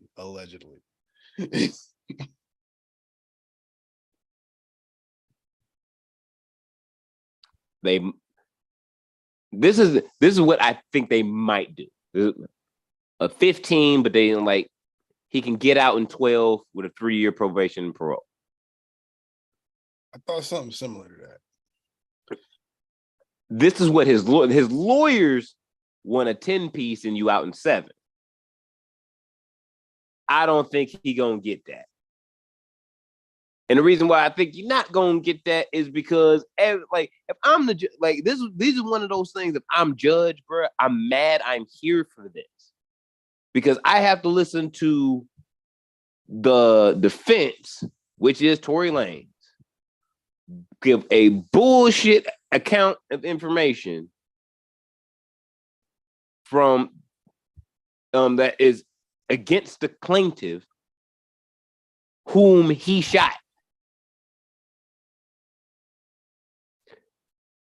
The woman has 2 bullet holes in her feet. There was a gun. You had it. It belonged to you. It belonged to you. It was in Zed's car. You were the only person that anybody in this vicinity said that was firing anything. It's your fault. You did it. Why the fuck are we talking about anything other than I'll plead guilty to this, and this, so I don't get the whole bitch? Instead, you to choose to come in here and waste my motherfucking time over some shit that I already know what I'm smacking the gavel down for later on anyway. Did they offer him a plea? I don't think he would have took one anyway. Could you offer? Probably I'm not. gonna say Did they offer him one? I don't know. I'm probably sure that they did at one point in time. Took the plea. He should have took a plea. Like out of all the niggas that should have taken a plea in the last couple of weeks, because no one else was in. Like this ain't on the YSL shit. This is on some nigga. You are the only sole person involved in this. You don't have nobody to snitch on. Like this is really you. All right, if I look at it like this, if I could get 15 years, let's just say more than possibly, I'm gonna get 15. If I get found guilty by taking it to trial, or I eat a charge or do some guilty, like I plead guilty, and then I am out in that 7. Now it's gonna look fucked up, and then I'm out in 7 years for shooting a chick in the feet. But at least I'm out in 7. Instead of now judge mad because they had to really sit here and go through the whole bitch with me. Jury like, nah, nigga, you gotta go. And yeah, and post that, you and your peoples is acting a whole ass about the verdict when nigga, you lost. All right. You lost. You mad? Who you mad at? For who you mad at? Roc Nation. What you mean who you mad at? Roc Nation. Roc Nation had nothing to do with this. Apparently, because, like I said, the lawyers are so good. Apparently because Tory Lanez wouldn't sign to Roc Nation, they went on an all-out assault to tear him down as a man and destroy him. Nobody was signing Tory Lanez to Roc Nation. I'm sorry. That's all factually not true. That is truth. That is not a fact. Yeah, like that make no that nigga. What, hold up before I can't even pour my tequila because I had to bring some logic in this. Out of everybody and out of anybody that could sign the rock, let's just say they're looking for that male R&B person for the rock, for like a new one, for someone to sign in that spot. Right. Tory Lanez would not be the first person they would call. Wouldn't probably be the second person that they would call. In all honesty, in the same, like, I feel like Eric Bellinger would 100% get a call first because that nigga actually writes most of the music that other people will be blasting, like pop stars and shit be listening to. You know, I made that same point. Isn't he already over there though? I don't think he's at Roc Nation. No. Eric Bellinger? You know? I thought he was over there for like years. Nah. I'm gonna say now unless it's a recent thing that happened. Like I know he has not been there before. He might be signed. I don't mean recently. I thought he'd been over there. Nah. But I could see that because I'm like, all right, he does shit like the Dream. Like that nigga makes his own music, puts it out, does the, you know what I'm saying, works with his own producers. He has his own thing, nigga. That nigga self-sufficient. He just a hamster on the wheel, just gone. Like all he had to do is, but I'm saying you could like, but he also writes music.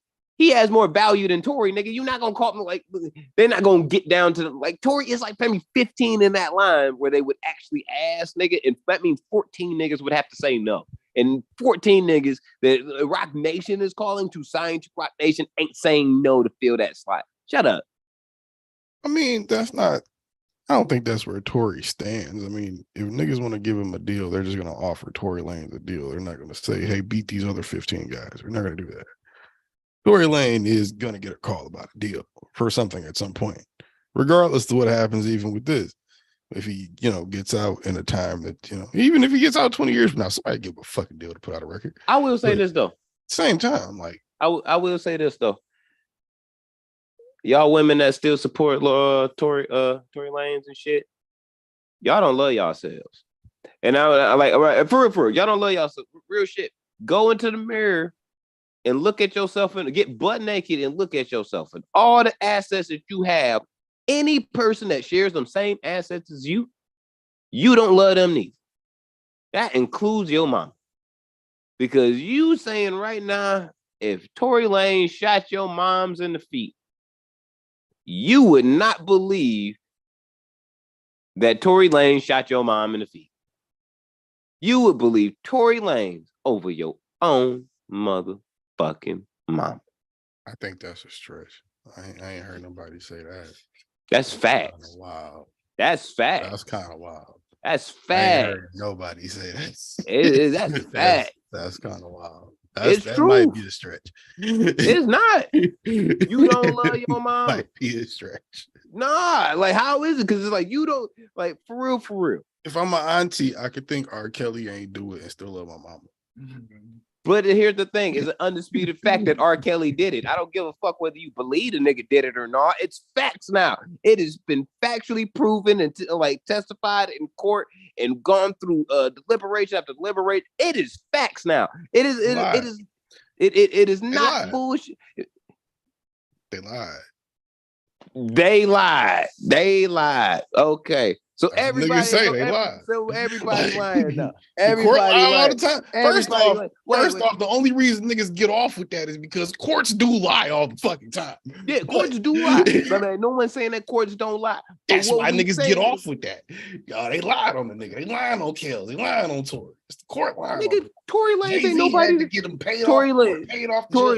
Tory Lanez ain't nobody to get rid of, nigga. This nigga, like motherfuckers like him, Andrew Tate, Kyrie Irving, these motherfuckers are not Martin Luther King in them. It ain't nobody trying to take these niggas out because they're so powerful. That's why it's hilarious that niggas think that. They are just celebrities, bro. They just people that have money, fam. That is it. And they might be celebrities that like have an incredible craft or creativity or skill. Does not mean when they do some wild shit and they go to prison or found guilty for something or get arrested. Thank you. It does not mean they're like, oh, they just trying to get them. Why the fuck would somebody be trying to get Kyrie, huh? That nigga plays basketball. He don't even be fucking with nobody outside of. He don't fuck with his own teammates outside of the sport. All he got to do is not talk to the goddamn media. Yeah. And stop tweeting. He is not Martin Luther King. Kendrick said it best. These niggas are not your savior, bro. Just because you look up to them or you like their videos or you like their music, you like their sport or whatever, they are not your savior. Stop it. Like, I don't know if I was talking to Ant or talking to you when I said this shit off camera, but nigga, I remember saying to somebody, it's funny, like, Tory really would. What am I trying to say? Tory really wouldn't be. I lost my thought. What was it? Tory wouldn't be in this situation if he. No, that's not what it was. He wouldn't be in this situation if it was more believable that he didn't get drunk and shoot her and they got in an argument. The craziest shit about all of this is on the internet is really a section of people that think and believe that it's more plausible that Jay-Z and Beyonce, and Jay-Z specifically owning Roc Nation, called a bunch of people to call a bunch of people to call a bunch of people to pay a bunch of people just to get rid of this nigga because of Meg. That's more believable than this little 4'5" Canadian got drunk, got mad, and pulled the trigger. How? How? How? How? How?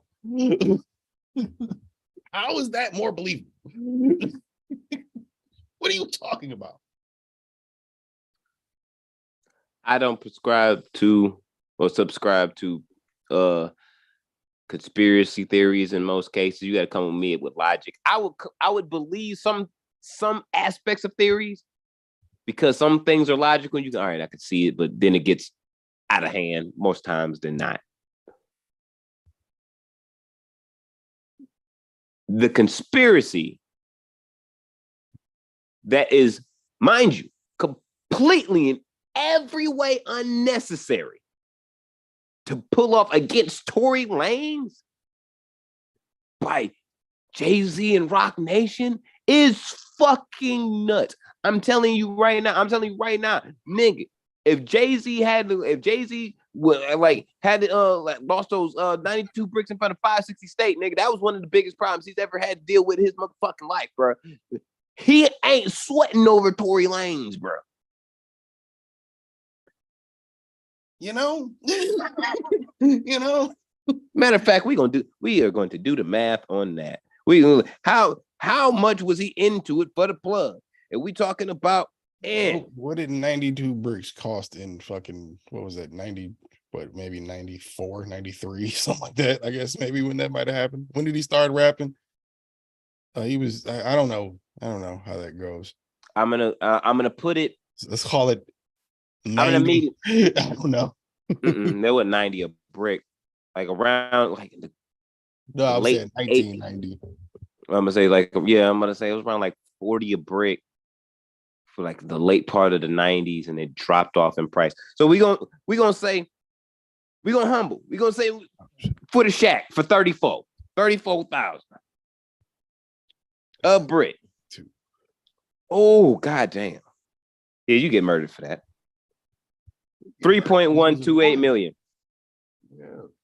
Yeah, you know what I'm saying? Like, you lost 3.1 million. Yeah, you get murked out by the plug. That was probably one of the Jay-Z's like biggest fucking like worries, like really worries. Like, you probably could see it in his eyes on a certain day. Like, Jay ain't feeling as cool as he normally is. I got something I gotta do. I'm trying not to get the whole family killed. Exactly. It's one of those. He not sweating about Tory Lanez, bro. Tory Lanez, first off, Tory Lanez has nothing to do with this situation. That's what I'm saying. Tory Lanez, like, he not worried about Tory. What I'm saying is, if she got Roc Nation lawyers and shit, which she probably would if she signed a Roc Nation management, then it's like, that's Hove by proxy. That's not Hove directly. Exactly, but he don't have nothing to lose or gain if he wins or loses. So what does it even matter about? That's why I keep bringing up to the point. So they people were mad because Roc Nation has better lawyers than he does. Of course. I guess if you try to be logical about it, you can say that, but I think the whole thing is completely illogical. So if you try to apply logic to it is completely illogical. But if you break into something that's completely fucking illogical and tell somebody like, this is what you believe in, so you're mad or you believe that the reason why this nigga lost is because the lawyer team that she had was better than the lawyer team that he had. That's called the court of law. Like, his Zimmerman shouldn't be walking around. His dad, that did not stop his Beijing parted hair having dad, no hair having dad, to take his ass out there. It looked like that too in his head. That's how the lineup looked on the park. That's how it looked. It still, that nigga walked his ass outside and said, hey, I saw that Meg's lawyers went upstairs with the DA and they talked, and that had to be Roc Nation and Jay-Z, or all that bullshit. I don't even feel comfortable indirectly talking shit about that nigga. That's fucked up. No, you vacated your chain, bro. Your chain possibilities have been vacated. But don't make that call, sir. I just received a text message, 2 of them. It was like, yo, chill. I'm like, forward it. Matter of fact, show it to the stream. We live. I can't even do that. That's a private line. Nigga, you trying to get me, make me lose my chain? I think not. I don't believe it. I think not. My chain is spoken for, nigga, and that shit's sparkly. Like, I'm keeping it. No, if you had a private line, we'd be on title. No, they should make. Jay told me I got to work for my bones on that. Actually, it came from him, but it was like the 6th nigga down the line that told me, was like, yo, like Jay said, y'all can get on there. Tata cousin, nigga. The fuck. Tata's second cousin, baby mama's sister. She told me.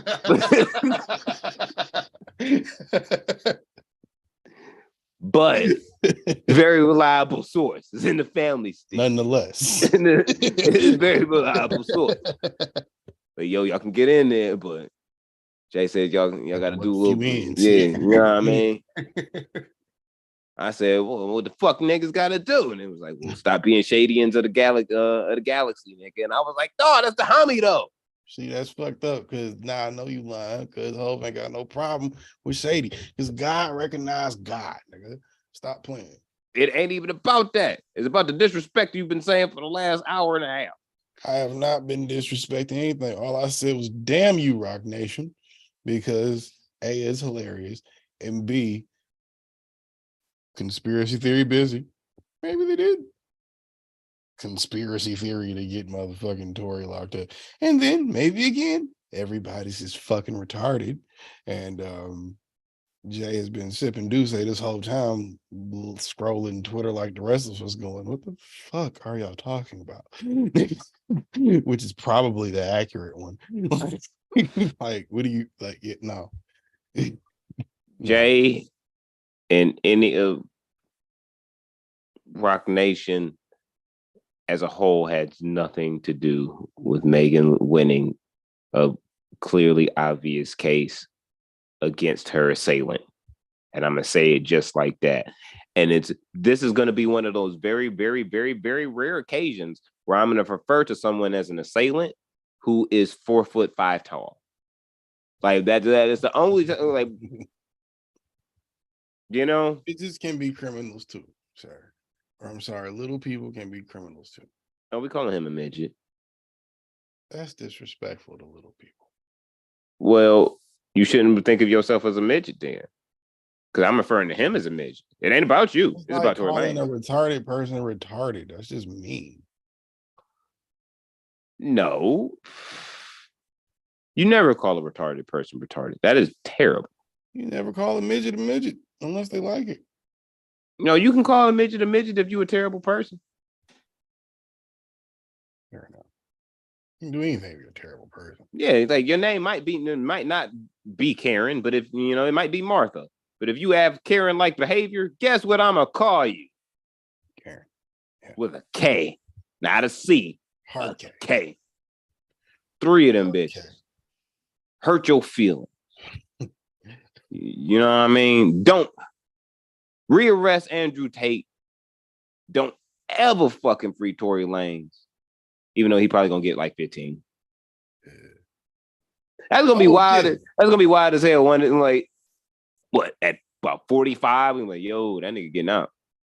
That's what I was gonna say. I never said my prediction for it. I think that nigga, I think it's kind of close to what you said, but not the same thing. I think that nigga's gonna get like 15 or like 17, somewhere in there. And he's gonna have to do 7 or 8. And then he'll be either eligible for probation or he'll just get out on parole and try to rebuild, I guess. I don't think he's gonna get off on no slide, like on no low numbers. Like at least if he got 15, I think he would. He's gonna have to at least do 10 to 12. I think he's gonna do closer to 10. I don't think he's gonna do 10. I think he's gonna do close to 10. I think they're gonna make him do the 10. Like at the very least, make him do the 10. Only because he is like he committed that crime in the state of California, and being someone that's lived there, nigga, at the time when I lived there, the gun laws was wild, bro. Like I have guns that like handguns that have 17, 18 plus rounds in them. That's standard clip. Like not even an extension. Nigga, you hear like I could have that same gun in California, but I have to get a special mag ordered because it ain't have no more than 10 rounds inside of the gun at any point in time. That was that time. And that's including inside of the chamber. Mm-hmm. So if I had 11 rounds in my gun, I can get, and I got pulled over with it and shit, I could get a year just for that one fucking bullet. They don't play that game over there with the gun violence and shit. Enough niggas have died over it on each side, everywhere. So they real anal about their gun rule. Like, for real, for real.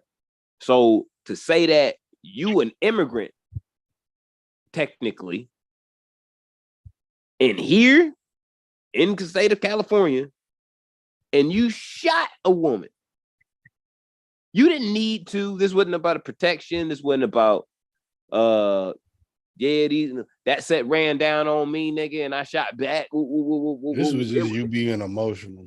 Yeah, like this was you being emotional. Emotional little bitch. You was really mad than a motherfucker that you found out that the girl that you was crushing on was new out here. On you. Yeah, new out here on her hot girl shit. What the fuck did I say last night? Off air. It was she out here, she on her hot girl shit, and every dude on her timeline prior to her becoming hot girl shit and her career taking off that she was liking pictures of, now she able to fuck them. And now you mad at the fact that you've realized that you weren't the only person on that list that she wanted to fuck. And you feel away and your feelings are hurt and you shot her because she told your dumb ass, like, well, you realize that she not only was fucking two other niggas that you don't like, but she was fucking one of the bitches in the car too at one point in time. I thought they was all fucking together. Whatever. They at least it seemed like the beef was, from where I'm reading it, it's just madness and just stupidity any motherfucking way. The fucking part of it really don't make a difference. It's the fact that I don't care what it is. It could be fucking, it could be money, it could be an argument, just a regular ass argument. If you shoot me in the foot because of the argument or the situation, we have a problem. I don't care what else goes from there, how it goes from there, we have a problem. How we handle that is how we handle that. Maybe I shoot you back. Maybe I take you to court. But we have a problem. Look, you. If my foot the get laws, a bullet, we have a problem. The laws that way is a motherfucker. That's all I'm saying. The laws over there on that western state is a motherfucker when it come down to guns. It's not Texas. But what I'm saying is legally, it would be the one place where you can get caught up for some time for real, for even having a gun, especially with extra rounds or some shit in it. He had a gun, is an immigrant, and like shot somebody like 2 times that happened to be a woman. He getting a book thrown at him. He gonna have to at least sit down for the 10. I'm expecting just for the 10. And I would not be shocked that if he wasn't immediately deported after his time. Oh yeah, any of that dual citizenship getting revoked. Mm-hmm. That shit's done. You committed a felony, nigga, and you wasn't a citizen. Nigga, you're done. Yeah, this is done. But I'm like, which leads me to also think too, because if you're a felon and from the United States, like that's in your record, you can't go to Canada. Right. You can get a misdemeanor and be fucking banned from Canada. Nigga, I'm still banned from Canada for like 10 years. I can't go to Canada unless it's for work for like another 10 years. I'm freed up. I'm going over there to get some money. I'm freed up now. Like I can definitely go. My thing is because like my shit's all bitch.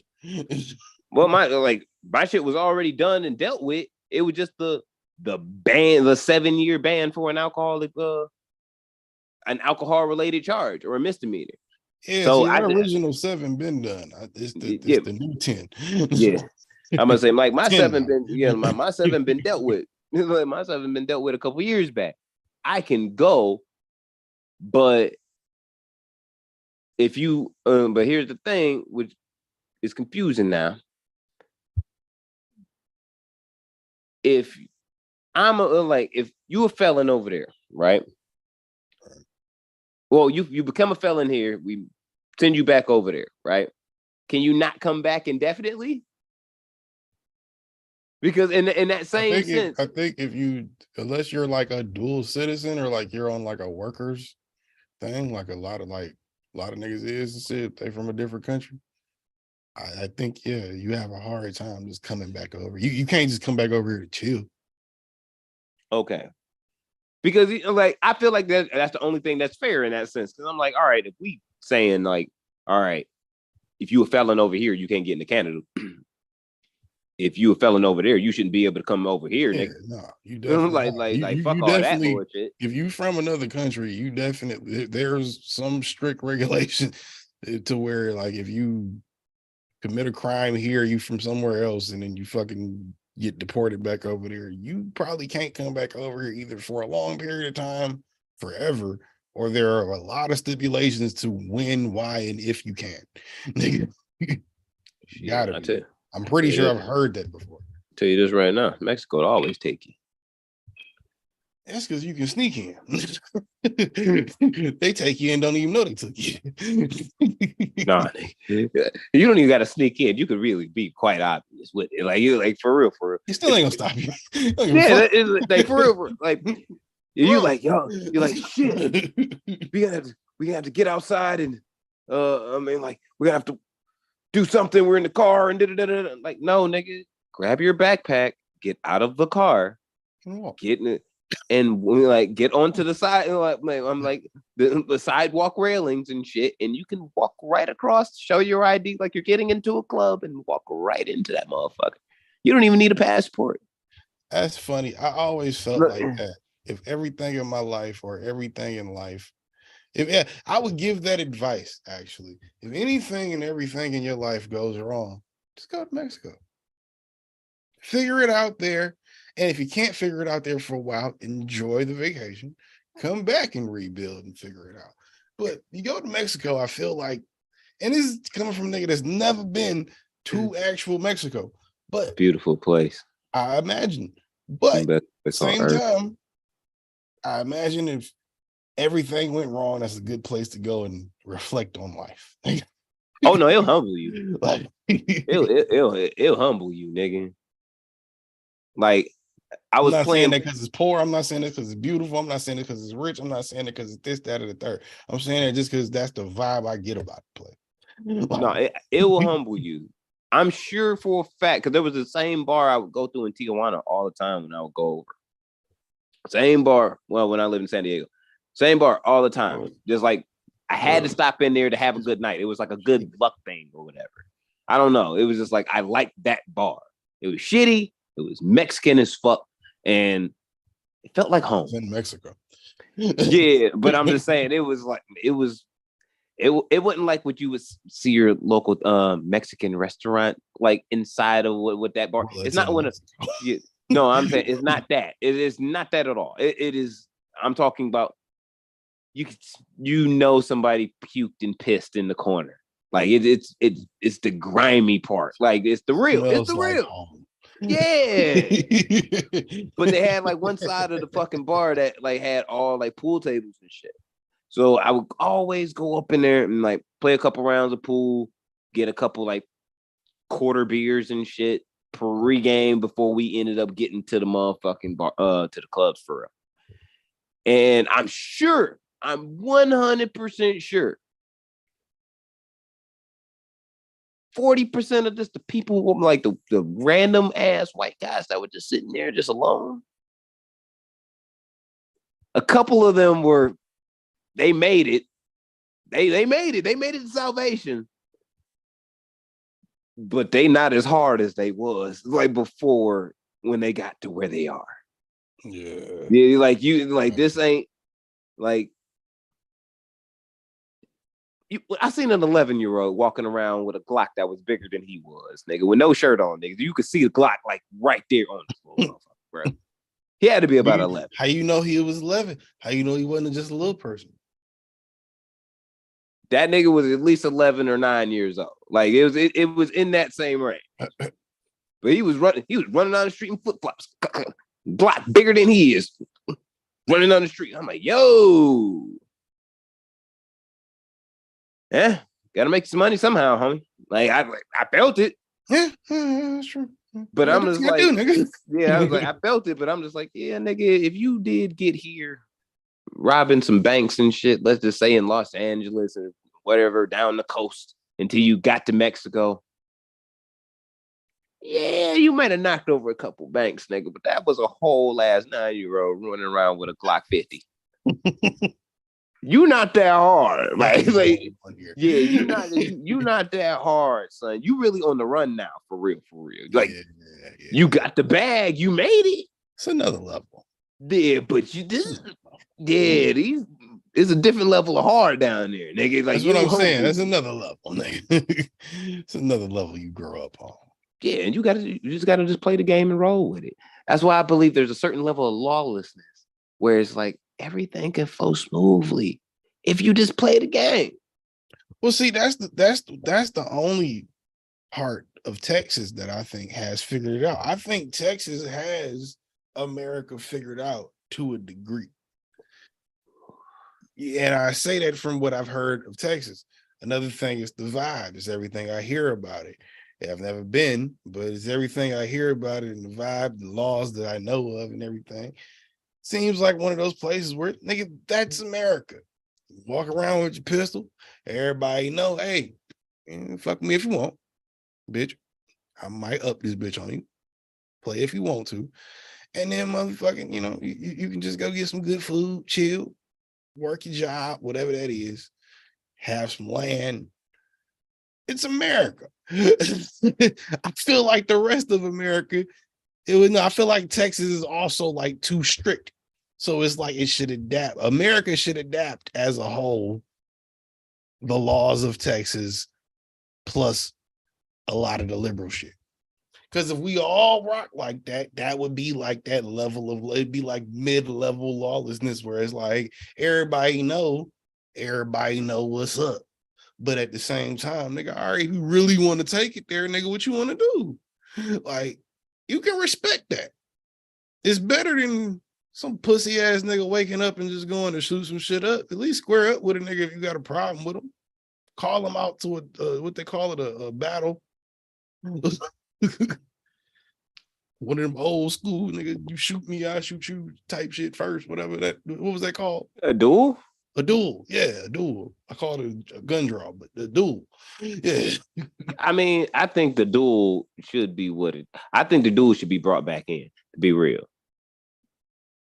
Like for real, I be seeing like niggas like Charleston White and shit. Like niggas has been going like ham, just going running off at the mouth and shit. And I'm just like, all right, y'all niggas is being real personal with the mouth. Pause. I should be able to challenge you. Yeah, I should. If it's that real to me, like if I feel like I've been that disrespected, like and for real. Sometimes it's got to be a stipulation to the decline though, because in today's age, if we brought it back, how do you decline? If you accept gang, nigga, let's go, pull it. How do you decline in 2023? If you decline, you have to decline to a lower level of dueling. Because the first duel automatically, in my opinion, should be an acceptable duel amongst men or women. And like everybody don't want to take it straight to guns. What I'm saying, yeah, but that's what I'm saying. The first option should be straight to guns if it's that real. If you feel like if it's like family, yeah. If it's real, yeah, that should be the first one. But if it's like decline that duel, the next level gotta be all hands. And when I mean all hands, I'm like we squaring up, bare knuckle in a ring, and somebody gotta walk out of this the ring in the grass, bitch, in the dirt. No, we in the desert, bitch. No, you can find a ring anywhere.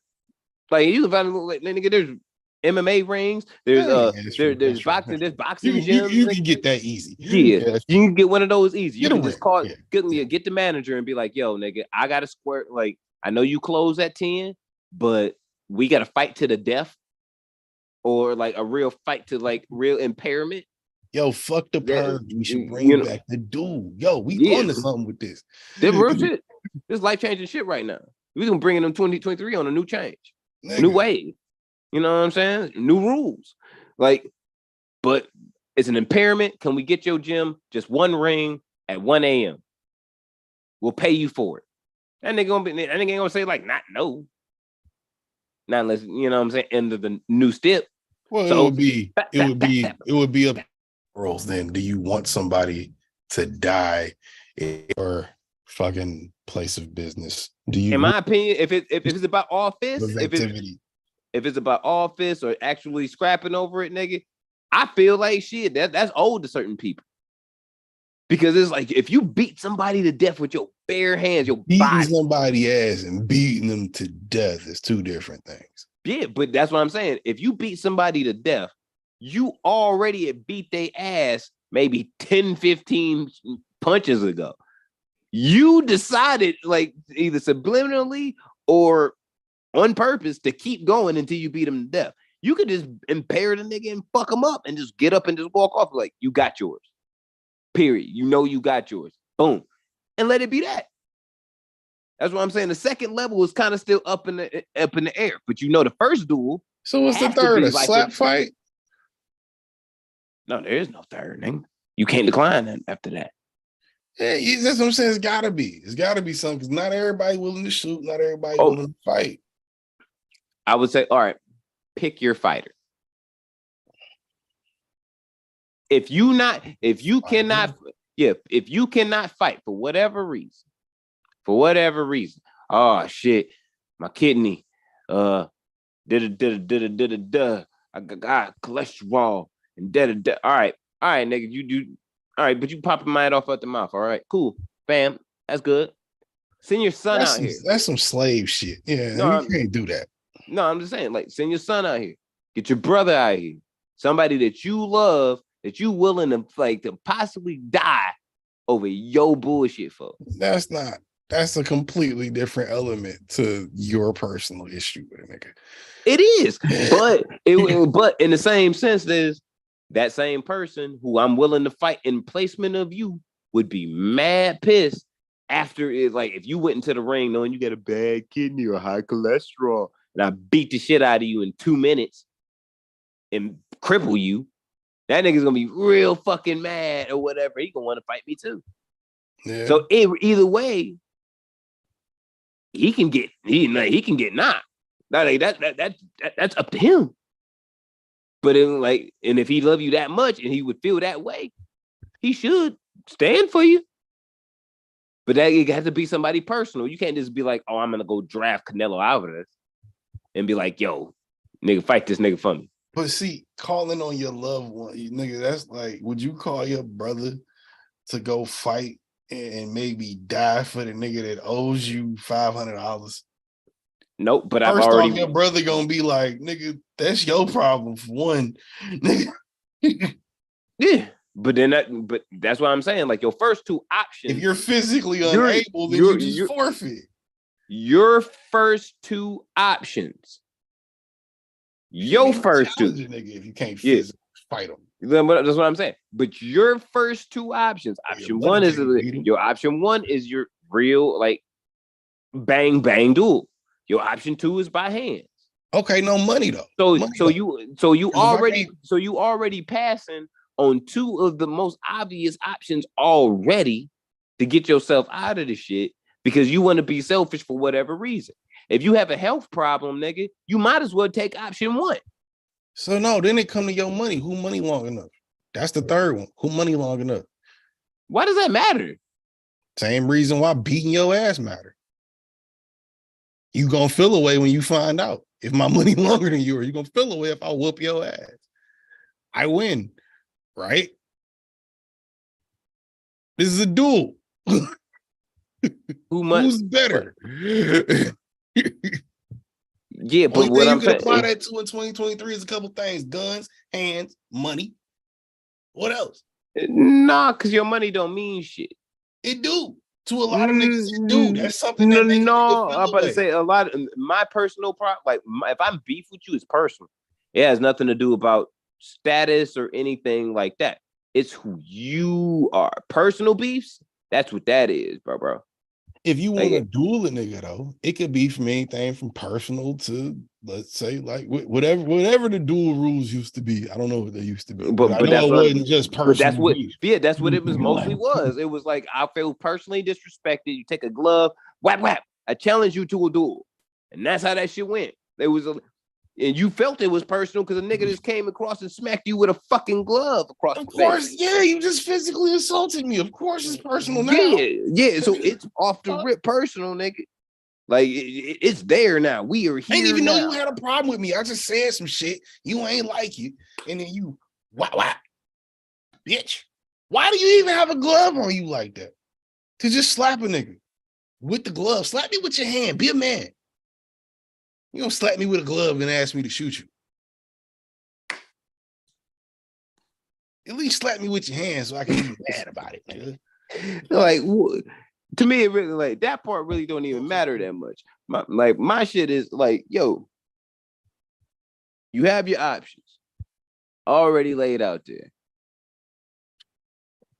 You could also, and this was the main thing, we talked about everything else that could happen and should happen, like when a duel is initiated.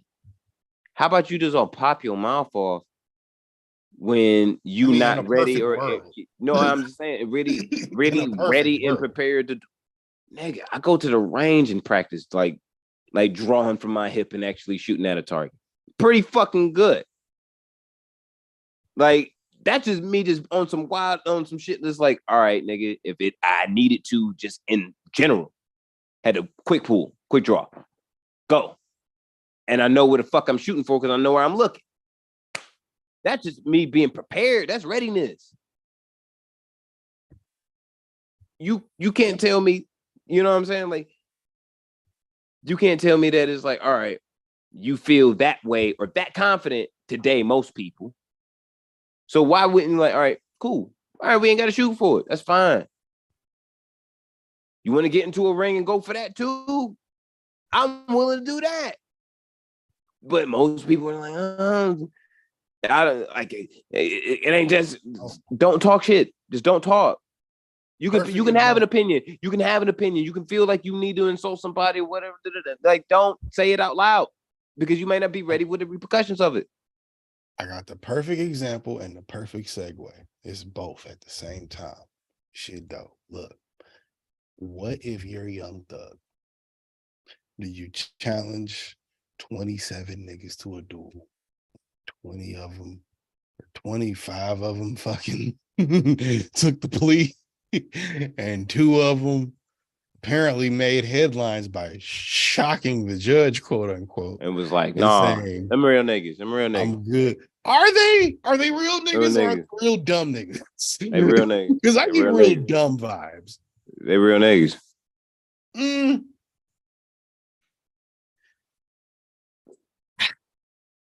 You know the shit that blew my mind. Like you know what you did, you know what you were a part of. You're not just gonna snitch a couple niggas out because that's who they want and walk away just scared and like shit free. And just be like 25 other people did. Yours only matters for you. They're trying to help you out in that sense. So you want to die gang, or do you want to go home? That's the option. That's literally the option they gave him. That's what I was gonna say. The shit that blew my mind. One of the niggas that apparently allegedly did one of the hits got 15 years probation. They know he pulled it, or allegedly know he pulled it. 15 years probation plea deal to just be like, nah, Jeffrey hired me. That's fucked up. That's fucked up. So to the duel analogy, if I'm Thug, how do I duel 27 niggas?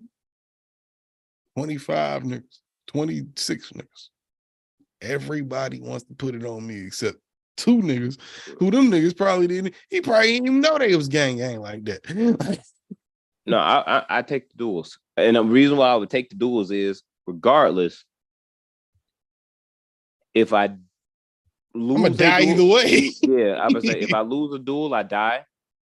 And if I'm convicted, which is looking like everybody and their mama snitched. Everybody told on him. Yeah. Everybody. Like, yeah, I'm going to prison for the ever. Fuck all that is gonna snitch or not. He's 6'9", bro. He is 2022 6'9". Yeah. 6'9", still 6'9", but he's snitch. You can't not snitch when they give. It's you, me, George, and 20 other niggas. Me, you, and George are the main captives, and them 17 other, or them 20 other niggas out of 23 people snitch on all of us to go home. We're done.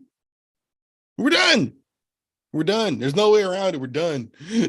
We could hire the best lawyers in the world. We could resurrect motherfucking Johnny Cochran. We still going for something. Oh no, nigga. I'm gonna keep it a bean with you, bro. I'm Heisenberg at that point. Everybody getting killed. Yeah, that's why Thug ain't getting no bail, because they thought that's what he was gonna do. It was like anybody to tell, he probably gonna get him killed. That's literally why they kept him locked up, bruh, and away from niggas. If and you then that they type, offered everybody plea deals.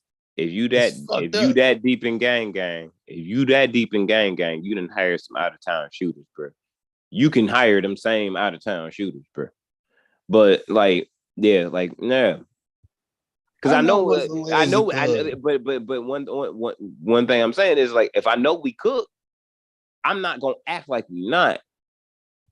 I'm not going like on some shit like that. But I've said on this podcast before, and I'm gonna say it time and time again, standing on my integrity and how I feel about my peace of mind alone.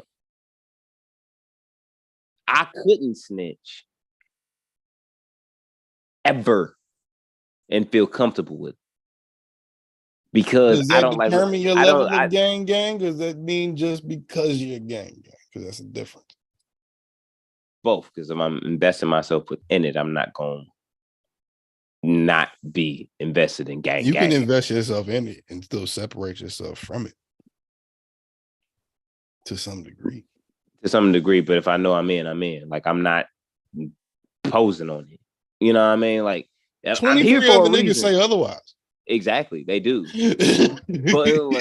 but I'm saying, like, you're not standing on the same shit that I'm standing on, but also is about the way I want to. Like, if I couldn't live with myself knowing, like, oh shit, if I want to go to Meyer and shit with my daughter, I gotta constantly look at everybody. Exactly. You feel me? Because I don't know who might see me first. Right. Like, somebody that's close to me would know, like, nah, you can't send no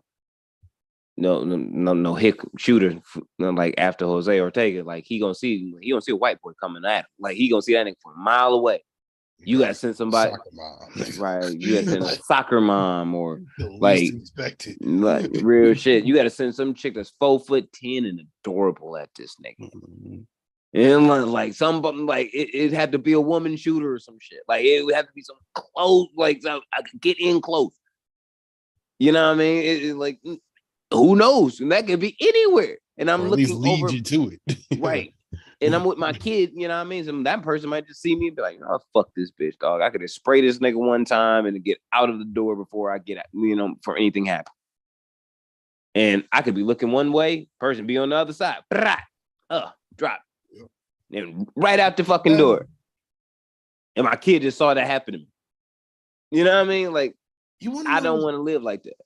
You just reminded me. You want to know something wild? Like, no bullshit. And this has nothing to do with anything. But I had a really weird dream last night. And a part of it, like, Post Malone was in it. My granddad was in it. Stop eating hoagies before you go to sleep. I don't. That's the thing. I don't. If I did, I get it. I don't. But nigga, it was a lot of bullshit. But anyway, you know the guy that runs that YouTube channel, the mob guy? I forget his name. He just Michael has Sammy Bull on there. Yeah, he was in it.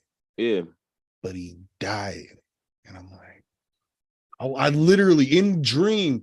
It was like I saw it. It was like I saw it on the internet in the dream. So like I had to wake up and check, be like, did this nigga die? Like, but in the dream, it was like a hit got carried out on the nigga, and he got hit because he been talking too fucking much. It was like it was a loose end of the dream. Like, it was just like something I just saw in passing in the dream. And I was like, what the fuck? But then it was like, that makes sense. He'd be talking too fucking much. But it was like that happened in the dream. And I was like, why? It's fucking weird. Off subject, but this is a weird thing that happened last night in my dream. You not gang for real. That's crazy. I thought that shit was wild as fuck because it was just like I was just scrolling through and it was like R.I.P. and it was like I heard something about it. And it was like nigga got hit up because he was talking too much. And I was like, yeah, that makes sense. At this point, I think even now, most of the like the OG. This is why certain people. Like, why was that in my dream? That's weird. Wait, this is what I would say real fast. The difference between Latinos and Italians. Oh yeah. One thing. There's a difference between us. And the difference is a Latino will never let that beef die. It is never, it is, I'm talking about your kids are gonna hold on to that beef that you have. Pop said, fuck that nigga. Yeah, like, and your daughters, your sons are going to be like, man, fuck them little niggas over there talking about your ops kids. And it's going to bleed forever with some Capulet and Montague shit. It's going to be gang forever. I haven't heard that reference since high school. I'm serious though. Like, it's gang forever. It goes that deep. Italians really don't feel that way, bro. I feel like it's really a time period and a who's in the head of the state of power type of thing. Like, Italians are notorious for being like, who gives a fuck? But that's what I'm saying. It's like on some shit of we'll get them when we get them. Fuck them. Like Joey Pistone and shit. The nigga from Donnie Brasco that sold out the mob and shit. He's still a hit on that nigga's head for like $3 million. And it's like, yo, I was surprised Sammy the Bull was still alive. I'm like, hey, how, nigga? I watched that whole interview. I've seen half so far. I watch all Michael Francesi shit. Like, I fuck with dude, bro. Like, I be watching it all. And I haven't watched it recently, which was like weird again that it was even in the dream at all. Like, I fuck with all his shit because he keep it a bean, and he actually be like he know his shit. Yeah, like he don't snitch, he was but he know his shit. Yeah, he don't snitch, but he know his shit. That nigga know how to say just enough without saying too much. Almost. Exactly. And then and when he get to a point where it's like, shit, like I need to draw back. He'll just do an ad, nigga, like, by the way, that's when I said my book. And then like I'm on tour visiting. Like, I'm just like, yo, this nigga smooth with his shit, bro. I fuck with it. Like, I see everything this nigga be doing, but it's like I fuck with it. But like, yeah, like these modern but not nowadays and shit, like the motherfuckers that are in position in that lane of mafia today, nigga. Them niggas don't care. They don't care. Like they don't. A lot of them beefs are decades old. Like, if the niggas ain't already dead, some niggas probably don't even care about it. Yeah, it's some old shit. Like, I rewatched Cocaine Cowboys, all three of these them shits over the Christmas weekend. That's really what I wanted to do. I don't know why I wanted to do. I was gonna ask you what you do with your Christmas. Christmas. It was great. It was great. I got everything I wanted, everything I needed. My daughter had a good time. That's all the fuck I really care about, realistically. And I got done. I got everything done that I wanted to get done. That was really just like cognac. I did. Do say too. Naturally. Yeah, you know what I mean. I told you I only black and Latino, like I ain't doing none of this shit no more. I'm supporting my people. Damn it. And a couple Canadians. You know, that's all I wanted for Christmas was a blowjob and some cognac, but I sacrificed it only because for some reason on Christmas Day, as excited as I was for Christmas, I was really comfortable with just being at the crib by myself. It was cool. I just sat here and smoked. I watched a couple Christmas movies, of course, It's Wonderful Life, whatever, the classics. The classics. I watched one of them bitches. I'm an American, believe it or not. You know what I'm saying? Like, for me, Christmas movies are like the first and second Die Hard. That's like a cool answer, but like I'm talking about like I mean like the legit answer. Like, nigga, I'm into the festive. I'm into the Die festiveness of Hard is a Christmas. Christmas movie by proxy. Like that's like not really a Christmas movie. It's a Christmas movie because It's it's released the week of Christmas. Like, no, nigga, it's a Christmas movie because a Christmas song plays at the end of the movie. Because it released the week of Christmas. And it circulated in Christmas time. Right. He was visiting his woman during Christmas and shit, trying to revamp shit with his wife. That's when Bruce Willis had hair. R.I.P. Bruce Willis' career, man. Bruce Willis was a great fucking actor, bro. And I say was because he's literally too far gone to act anymore. Like he's done. I think he's retiring after he's retired officially. Yeah, he's retired. It's to the point now he has to like read cue cards because it's whatever that degenerative disease he got in his head. He literally can't like can't remember shit. And shit. Like he has to read his lines off cue cards. Like he's done. But that nigga is a legend, bro. Shout out to Bruce Willis. RIP his career. Man, that shit hurt my soul, bro. And I don't mean that in a bad way. I mean, nigga, you had a fucking amazing run. And that's really fucked up that your brain is fucked up like that. The Fifth Element is still one of the greatest movies ever. Dog, that shit can come on anytime. I'm gonna watch at least bro, watch, yeah. And like as I've grown older, it's like I realized like how shitty the fucking production is and every little thing like that. And I'm just like, this shit's still hard. This shit's still hard, bro. That movie was one of my favorites as a kid, nigga. I watched Bruce that shit Willis was a dope nigga, man. I watched that shit with a little white bitch from Texas when I was in Cali and shit. You're like, what the fuck is this? I'm like, it's one of the great, like every nigga every man in the room was like that walked in was like, it's one of the, we all said this, like, it's one of the greatest movies ever, bro. Like, how'd you never see this? What do you mean you don't know what this is? Yep, it became one of those things where it was like, all right, I'm sorry, bitch, but you did not try to insult this shit. It's at the very fucking beginning. Niggas done walked into the room. This ain't even date night no more. This is a whole chill session. You need to get school, nigga. Roll a blunt. Let's go. Like, and it became that. It really became. Let me tell you how this shit go. And nothing's wilder than seeing a little white chick from Texas, like with a joint in her hand at the end of the movie, and just like, word. Wow. Like it, like really into it. Like, yo, that was really good. You're welcome, bitch. You welcome, bitch. You are certainly welcome. Now tell all of your white friends this about this movie that don't know about it, and watch it again with them, and let the world know. It's a preposterous thing that you don't know about the fucking Fifth Element. God damn it.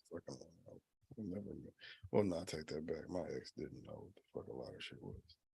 Yeah, but did you see the third Cocaine Cowboys on Netflix? Okay. No, wait. When did it come? No, I've only seen 1 and 2. Oh shit. There's one on like it's from Netflix? Yeah. Like recent? Willie and Sal. Called The Kings of Miami. It's like yeah, it's like a 6-parter. Nah, I ain't seen that. Yeah. Like Willie and Sal, like that shit's hard, bro. Like I went through a whole Cocaine Cowboys marathon. Cause I was like, it's been a minute since I watched the first 2. So I'm like, all right, I'm gonna watch the first 2 for sure. Just I remember I rented the first 2 from Hollywood Video. That's how long ago I was. Nigga, I had to like when I went on Amazon to watch it, I was like, no, that movie didn't come because it said 2006. I'm like, it did not come out that long yes, ago. It did. Fuck you. Yes, it did. Yep, it literally rented that bitch, bro. Yep, it did. I was like, no, it ain't been that long. Yep, it's been that long. 100% been that long. I for sure rented 1 and 2 from Hollywood Video. That's how. But here's the kicker though. So when I watched the first one, the first 2, right, I came to this conclusion. You know how I argue about like we don't have the circumstance to make a Scarface. That's why it's hard to make a Scarface script. Last time we had that conversation, fentanyl wasn't as prominent as it is.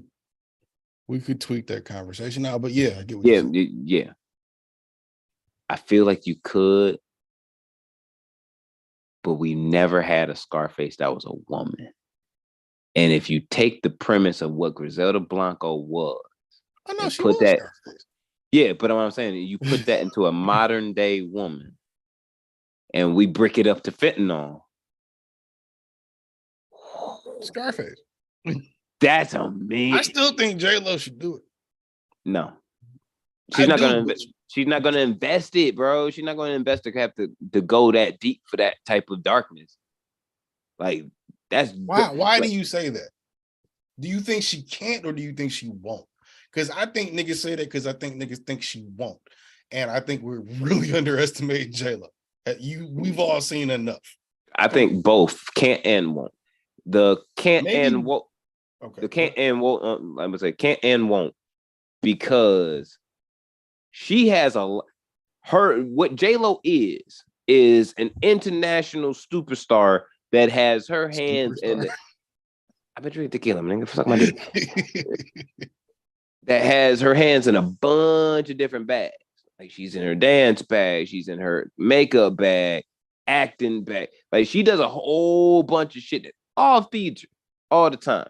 To dive into a role like that, you actually might need just a year and a half of doing nothing but just focusing on this role to become that. So that's a lot for money to take that break. She does, but this is why I say part is the won't. You can tell that she likes doing the other shit that she does more than she likes acting. So to stop doing that. That's what I'm saying. It's like it's not like a malicious like doing she it. Would it's definitely like do way more movies if she wanted to do more. Yeah, but she loved dancing. She loves to do the fashion shit, the makeup shit. She loved that shit. You could tell she in her essence in her bag. Yeah, that's just another bag. Like some people would love to see her play that role or try to really gun for the Oscar on the bitch, but she don't have that in her to do that. I'm not like I really would want to see somebody that's a no name do it. That's what I would want to say. I would want. And the reason why I'm saying no name like is because you wouldn't have expectation for what the character could or would be or could become. I think though, and this may be a little misogynistic, but I think that if a woman is playing Scarface, you do have a idea. When you hear that idea for the movie, you have an idea of what that version of Scarface might look like. And it screams bad bitch. So yeah, J-Lo is one of the ones popping your mind. Cardi B might be one of the ones popping your mind, even though she's not an actor. She could probably do that. People, you know what I'm saying, that you could see playing a role like that it wouldn't be hard to do. A no-name, I feel like, is cool. You can find a baddie. What? Why, bitch? Why? What are you talking about? Why? Why is the recording stopped? I don't want to have to download this off of fucking Twitch. You fucking whore.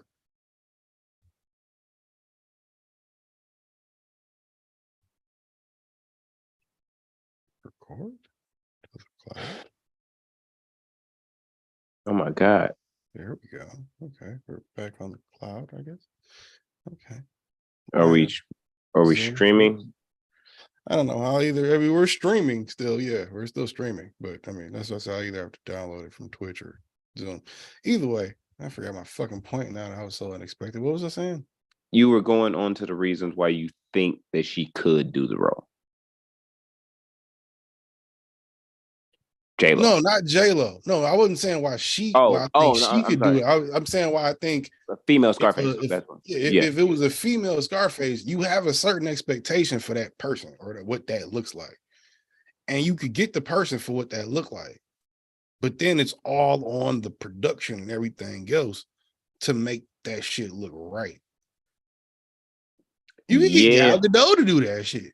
You make her look Hispanic enough. You know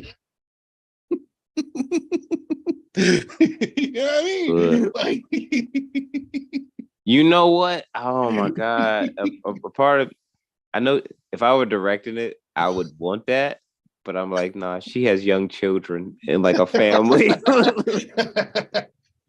Like if I directed it, I would want to write it. So it's like, oh no, like this shit gonna fuck her whole life up. Like I don't need her. I don't need kids going through that. Like Wonder I Woman wasn't. gotta take risks, nigga. I'm talking about like deep, like no one knows who this bitch is. Like you have no because this is my thing about it. Because even is it Diego Luna? Man's that's plays in Narcos Mexico and shit. He is supposed to be. He is slated to be the main character of Scarface. He's slated to be Scarface. Okay. But like I've seen him play Angel Felix Gallardo in Narcos.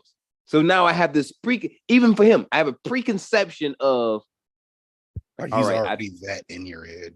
No, not even just that. It's like, all right, I've seen what you did with because Felix Gallardo was like more mellow. He was more like a businessman. Right. And he wanted to be like kind of like blended in with the politics and shit and just let the drugs and shit and the enterprises as a whole entity pieced out, like no beefs, everybody making money. We all flow, but he had his whole thing in his head. But he was a smart guy trying to execute all this shit through drugs. All right, I've seen that from you.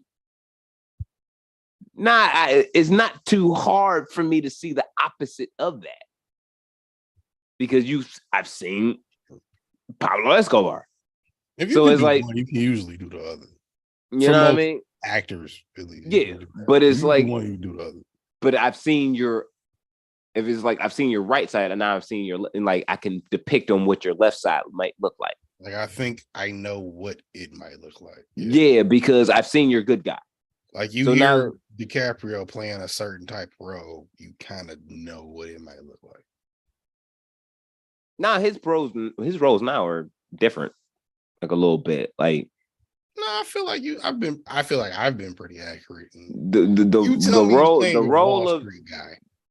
I feel like I know what that looks like. He did it better than that, but yeah, but you have to look at certain people though. Like the Wolf of Wall Street, like Jordan Belfort looks a certain way. If you read the book.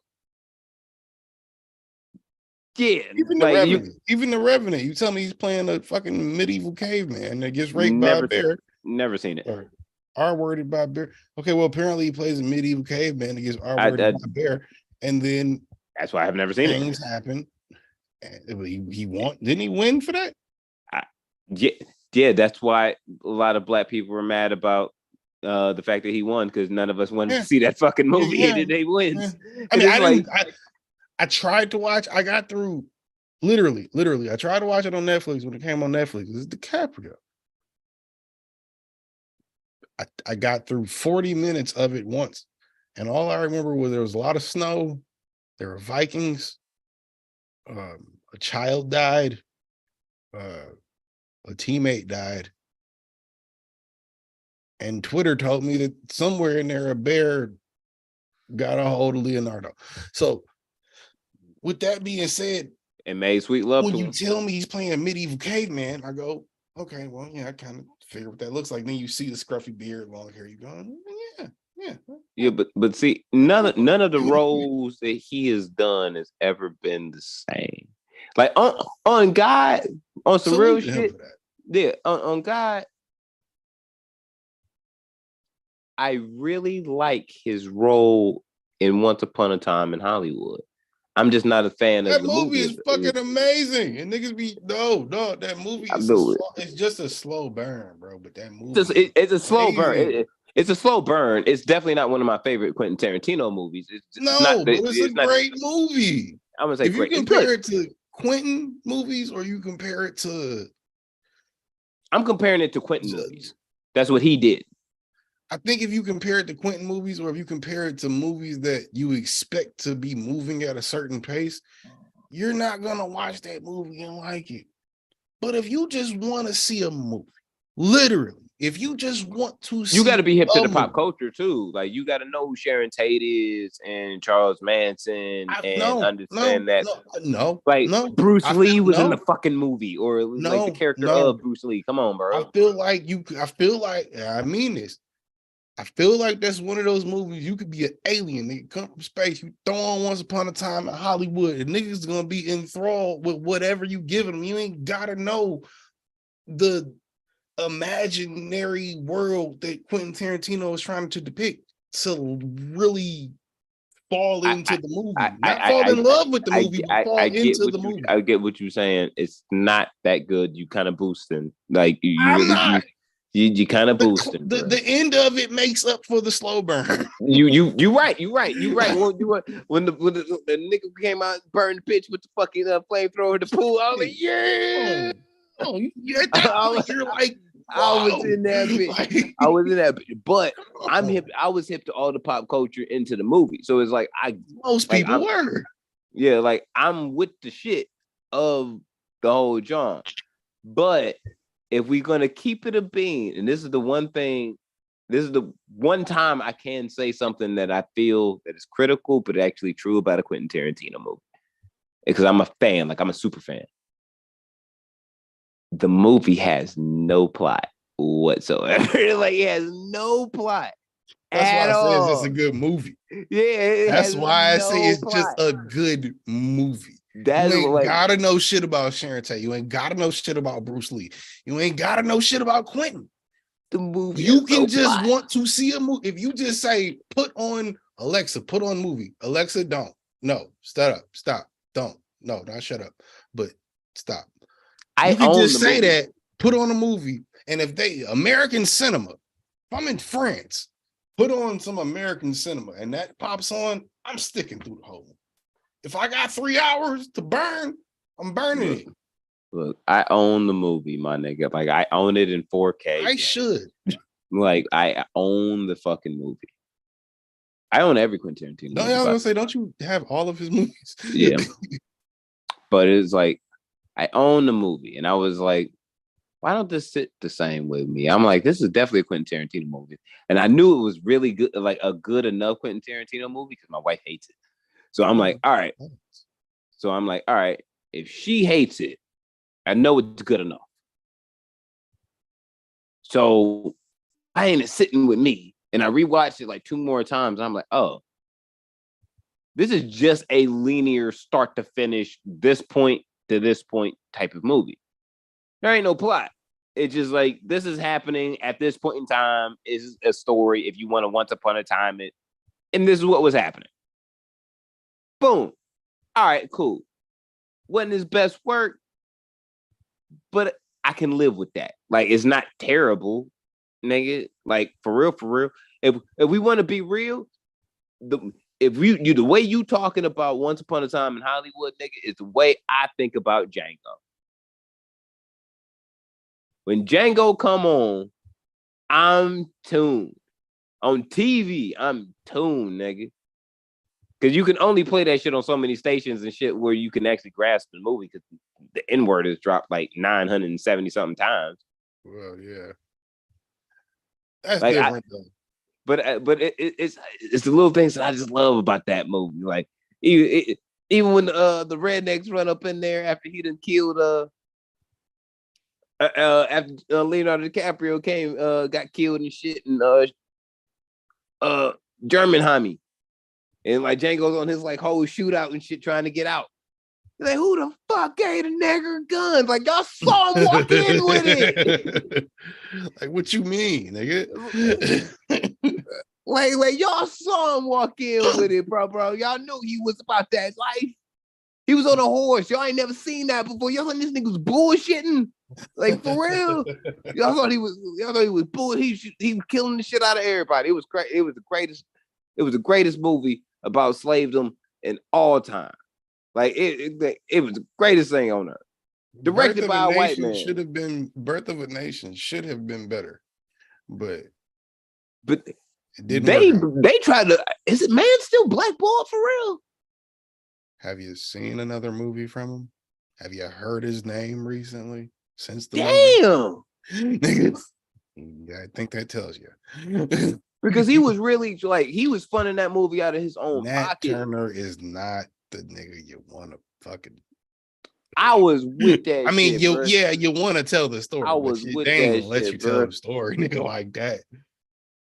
My That's child like was a like superhero story. Yeah, my child was like we baby Ortega and shit, and like I had her on my chest, and I was watching this movie. She was knocked out, and when the movie like really got lit, and they was about to kill him and shit, like all emotions start coming over coming over a nigga and shit. I was like, oh shit, ah, yeah, because I felt it because it was like I felt like the motherfuckers had really had won, but there was something that they couldn't successfully win.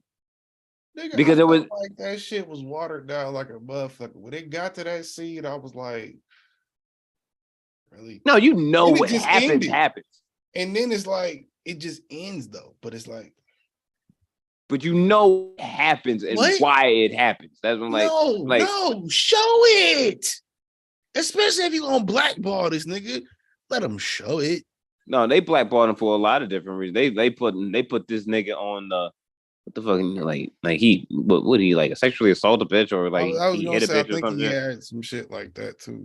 Yeah, like but that shit was definitely part of it. But that shit popped off like right after the movie was like already done and shit, and like he had to like really go around like fucking asking niggas like, yo, can you help fund this fucking movie because nobody else is gonna really put it out. Like, I'm trying to get this shit done to tell the history. Nobody really fucking with me. Once again, blame Roc Nation. You didn't see Hove fund that movie, did you? See that? Blame Roc Nation. You never gonna get a whole feature. I'm getting the chain. You not. Hove likes jokes like the rest of us. Stop it. You not. You not getting. And I'm pretty sure, at least in this universe, if he's heard it or an alternate universe somewhere else, he knows. And he likes it. You not getting a chain, bro.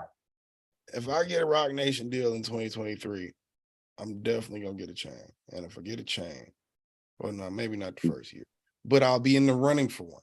Tata's second cousin, baby mama's sister, just said right now, like you not getting a chain. I don't know her, so I can't say that. Look, she know Tata. I don't know Tata through her sister, who happens to be the baby mama of his second cousin. Niggas because I've been studying his music for the last 15 years, 20 years. So, nigga, I want to hear that. Hasn't? A lot of people, actually.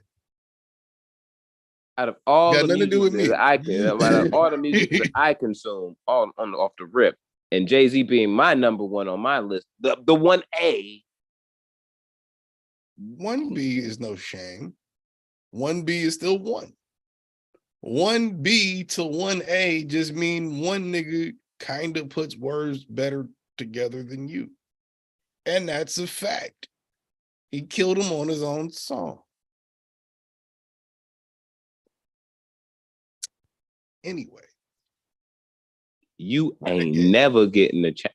She just texted Renegade. You ain't never getting a chain, nigga. You won't even be able. Blue won't even give you a motherfucking like one of them candy chains, nigga, that you can bite off of. Like Blue said, no. Fuck Blue. Oh, see, nah, you ain't getting shit. You keep fucking yourself. Look at you now. I'm just saying. I feel like none of these niggas are in control of what Hove does or says. If Hove like it, all you niggas better like it. If not, you might be fired. If Nori see this, you know he's snitching. If Nori see this, he just gonna call us on to the podcast and ask us why we fucking feel like that. And then that's gonna end up being I'm gonna say you feel like that. Like I've been saying this whole time, you feel like that. I am just stating an opinion that may or may not be a fact. And if we go on Drink Champs together and end up having to answer these questions for Nori, that's just gonna turn into a competitive thing that Nori don't want to get into, because obviously just because he got more episodes and guests does not mean that they make better content than us. Tata is gonna bring out my Roc Nation chain at that interview, and then I'm gonna put it on, and I'm gonna look at you, and I'm gonna get up, and I'm gonna walk away.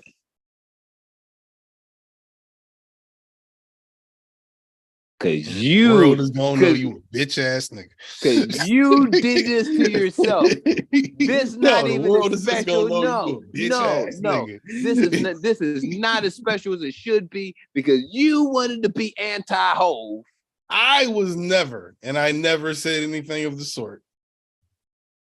I was never did, and have not been anything of the sort. I don't know what you're talking about, sir.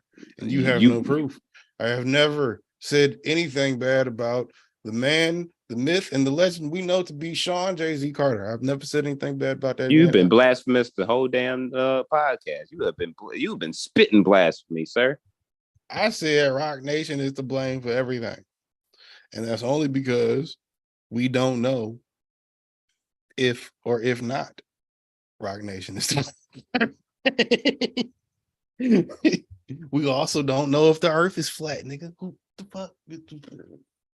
We out here. Who knows? Tata gonna walk up and be like, "So who you with?" I'm like, "Can I get on title?" Yeah, because you got the chain. I feel like off the strength, they're gonna ask us both that question. No, they ain't talking to you. They are. No. You ain't just gonna be in the room and Tata just gonna walk up to you and just ignore me and just be at the Drink Traps interview. Yeah, they're gonna make a point out of you. Probably they be like, "Nah, with your man's," because you a disrespectful cunt nugget. You know what? That you are. You know what? If that happens, fuck you in that chain. I gotta crash the Roc Nation brunch. And you know the Secret Service they have at that bitch. I gotta go. And I got questions now. Now I got questions. And that ain't no slight on you. That ain't no why my mans get a chain and I didn't. That ain't no why you fucking games. That ain't none of that. That's just Hove. Thought we was here. Fuck. No, y'all wasn't. How you gonna diss man through a whole podcast and be like, I thought we was here? No, I ain't diss him. I ain't dissed one time. You've been saying I've been dissing him. I ain't dissed that nigga once. Every time that I have put slandered on Marshall Bruce Mathers III's name has been to your own detriment, because it's been nonsensical. It's definitely sensical, but it's been what is wrong with anything Marshall Bruce Mathers has ever done? Every time I piss off white people. Is every time I mention that too. That has a lot to do with it. But every time I mention it to him, is it not? A white man pissing off white people for the sake of hip hop culture. That's about as black as you can get if you white. I don't know about that.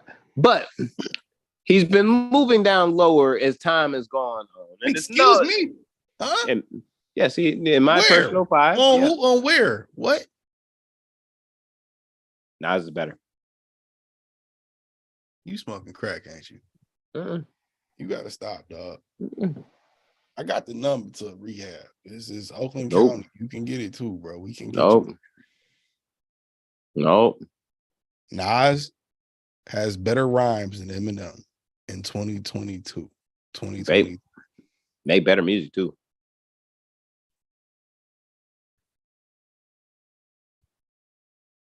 Oh, you can. Are we having this fucking conversation right now? Are we really having this conversation? This is the last John of the year. I'm done with this bullshit, bro. We here now. What's up? This debate is lit now. Come on, bro. In 2023, it's 2022, the whole 2020 so far. Just because this man has been on a run that we haven't seen in you telling me in the 2020s alone, in the 2020s alone, Kamikaze in Music to Be Murdered by 1 and 2 is fucking around with King's Disease 1 through 3 and Magic. In terms of a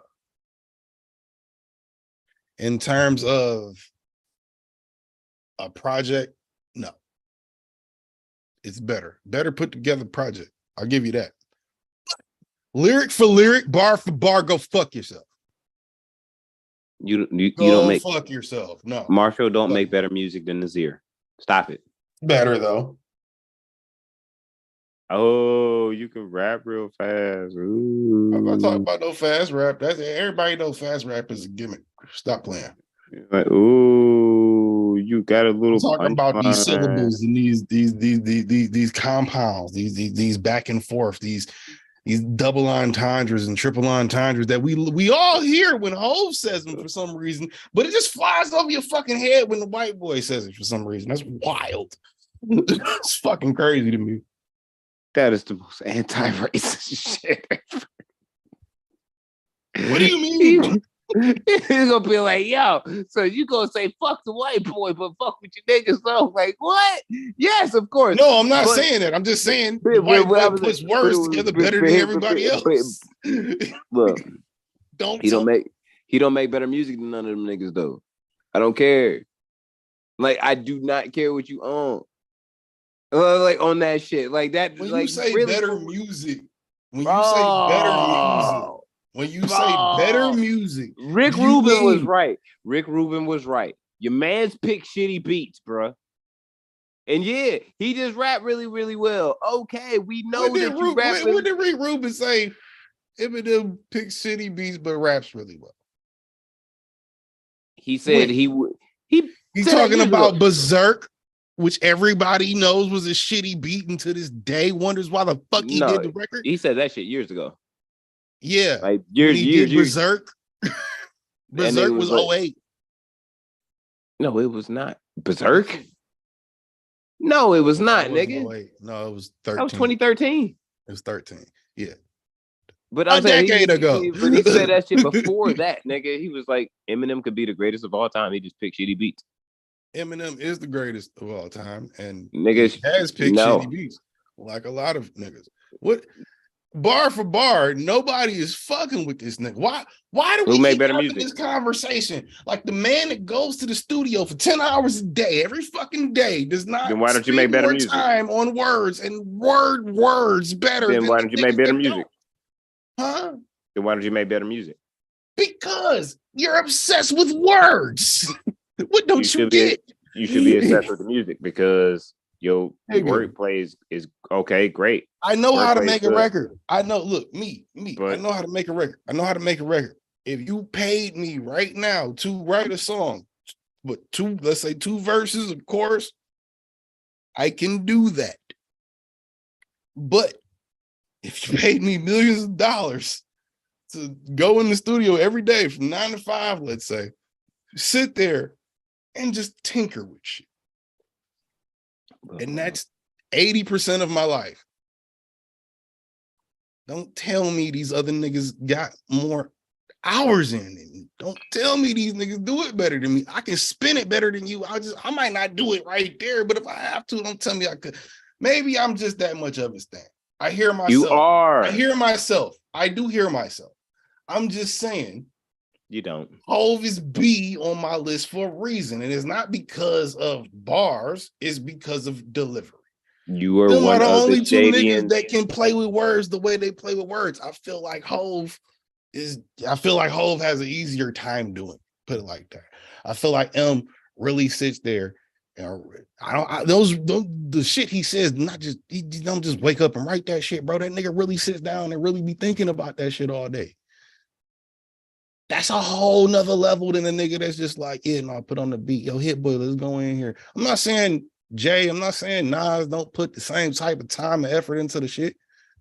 I'm just saying, whether you come out with a number one record or a record that's just barred up for it, nigga, it's always good to hear, is it not? Nah. It's not. You don't just want to hear a nigga just rapping his ass off. Regardless to the point, you don't just want to hear a nigga rapping his ass off. Yeah, but in context of I've heard you do it a million fucking times. I know you can do it. Every rapper. It's not. Every rapper you like, you've heard rap their ass off a million times. That's why you like them. Not to only you, they was rapping like a motherfucker.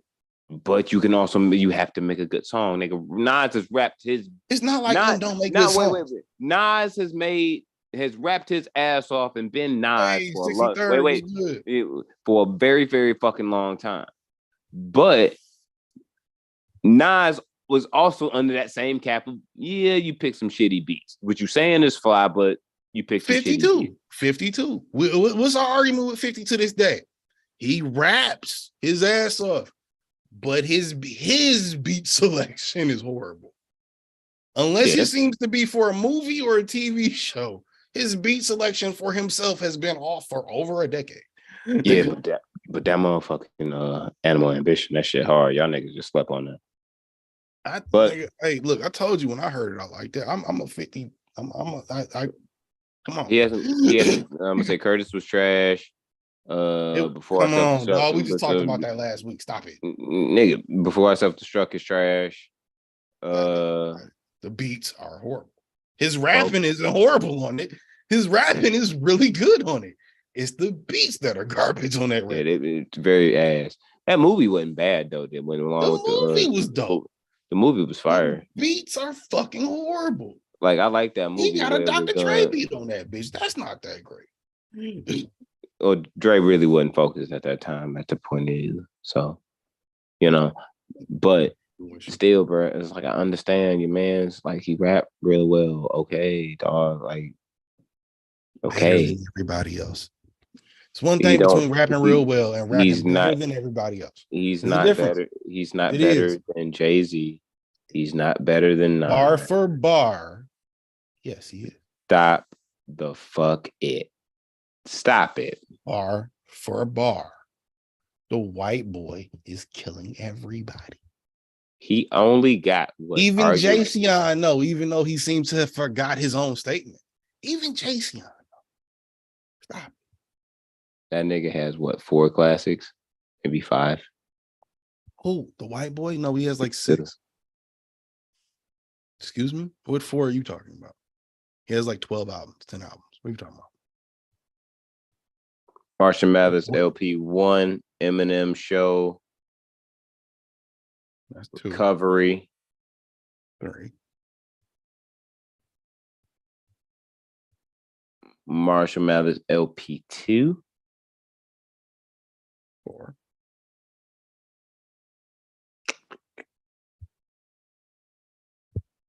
And that's just where you clock out, huh? Yep, that's it. I can't call Kamikaze one. I don't call Kamikaze a classic. I like the rapping he did on it, but I just can't call it one. You know what I do call classic? Music Be Murdered by 2. So that's nasty. 5. You disgusting. Can't even do that. Can't do it. 2. Can't do it. Is not. Okay, wait. Which one? Okay, well, this is an important question I have to ask if we're going to have this conversation. Do you like 1 more than 2, or do you like 2 more than 1? 2 more than 1. And you don't think 2 is a classic? No. In comparison to 1, why? He hasn't had a classic since Marshall Mathers LP 2. That's a lie. That's straight facts. No, this is the most recent classic. I'm still playing it. You a stan. Nobody else started playing that shit. So we're like 30 million other people. There's 30 million Stanleys too. Yeah, that's what I said. So we're 30 million other people playing. If I'm Stan, nigga, so we're 30 million other niggas. That's not fiction. Like, what do you mean by that? That definitely proves something. Nigga, remember when 21 Savage said Nas is irrelevant? And then he came out with a song with Nas next week. That was fire. But remember when he made that point? I would argue that was the most stupidest shit that you could really say, because like Nas just won his first fucking Grammy like 2 years ago for because he's on this King's Disease run. It was because of Hit Boy, and you can't say he's irrelevant now. If he was still, you can. What do you mean? No, what are you talking about? Fuck out of here. No, I'm saying dictate anything in hip hop in terms of radio, in terms of popularity, in terms of the new thing that niggas are checking for. Nas only gets what he gets because he's Nas, for one, and has put in 30 years of fucking amazing work to stand on, and then put out Magic. Let's start there. Put out Magic, and niggas give a fuck. Look, if nobody gives a fuck about Magic, it doesn't matter how fucking good he's rapping. I'm gonna keep it a trill bill with your ass. You gotta realize that everybody that listens to hip hop ain't hip hop.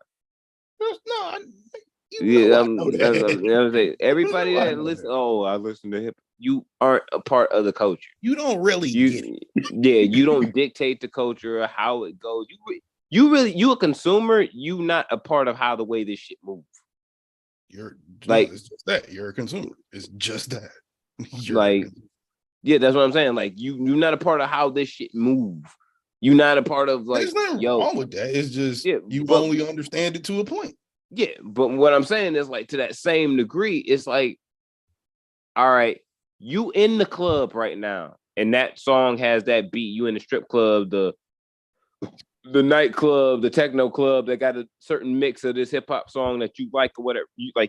You feel that because you were in it. You're not a fan of it. You're a consumer because it dictates or is a part of the way that you personally feel right now or the vibe that you're in right now. But someone like you or I, it needs to be substance that comes from that because of where we come from with the genre and how we consume it. We consume it for the fandom of. That's why you will listen to some really weak ass fucking music that you can't understand the fucking language of, but you're judging off of the beat and the flow, and it's like, all right, that's what you know what I'm saying? Like that seems good. No, that's not fair. Don't do that. Don't do that. I'm not insulting. I'm not insulting. No, I know you're not insulting it, but don't do that. Don't make it like, nigga, just because you don't fully understand. That's why mumble rap is a thing, bro. Like you ain't gotta fully understand it to vibe with that shit. No, that's a whole career for some niggas. Yeah, Playboy Cardi is the perfect example of that. He can release a snippet and niggas are losing their fucking minds. Yeah, but here's the thing though. A lot of the shit don't last long. Like we're seeing the majority, like the maybe not 30 years. No, but that's what I'm saying. Like the majority of mumble rappers and shit, right? That were existing at a certain point in time, a lot of them niggas just disappeared. And why did that happen? They fell off. They didn't make another record. Nobody I'm talking the label dropped them. The label dropped them. But here's the thing though. It's a fad, but also your fan base is you had this conversation. The fan base is eventually going to get older. So if I'm in my party mode, hey, 18, 19, we in the club, we at the, we in college, like fucking parties and shit. Hey, we drunk, all that shit, right? By the time I'm 24, 26, even if you don't have a family or nothing, you're in a completely different level of shit right now. Your priorities are a little bit different than going out to the club, not unless you're just that type of person. But you're more than likely thinking of shit a little bit differently about the way that you move. Your appeal might be a little bit different. If you fast forward a little bit later, if I'm 30 years old, I'm definitely not in the shit the same way. I'm looking for something for some substance. And even if I'm still out in the club, single still out there, I'm probably looking for another level of something. Yeah, like no, I'm saying like the substance of like if I'm in my 30s, I'm single, I'm still in the club, I'm still in the scenes, I'm on that shit. I don't even want to talk to a bitch that ain't got some substance to it. Why the fuck would I want to listen to no music that ain't got no substance to it? You know what I mean? Like that's the perfect example of how niggas go from going to the nightclubs to going to the lounge. You go from going to the lounge to the after hours. You go from going maybe from the after hours of the lounge to the day party. And you chilling, or you just go to the day party on a day. You know what I'm saying? It's ways you can mix it and flip it, but at the same time, Like, you know what you're getting. You know what you want to get yourself into, versus what you don't. Young 19 music or anything else. Yeah, young 19, 20-year-old Ortega was into the shuffle scene. Like back in the game, I was shuffling my ass. I was hilarious. On my shuffle game. Heavy. Is there any video of that? We need to put it out. No, there is a video of me doing the fucking the Gundam style, like across the street downtown. That GIF. That's still out there. Like that's on my page right now. You need to send me that.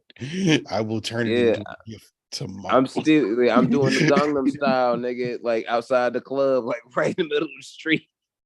Like there was that era. Gangnam style was what, right after high school? Yeah, that was like 2012, like 2012, 2011. Like the end of high school. Yeah, like that was a good fucking time.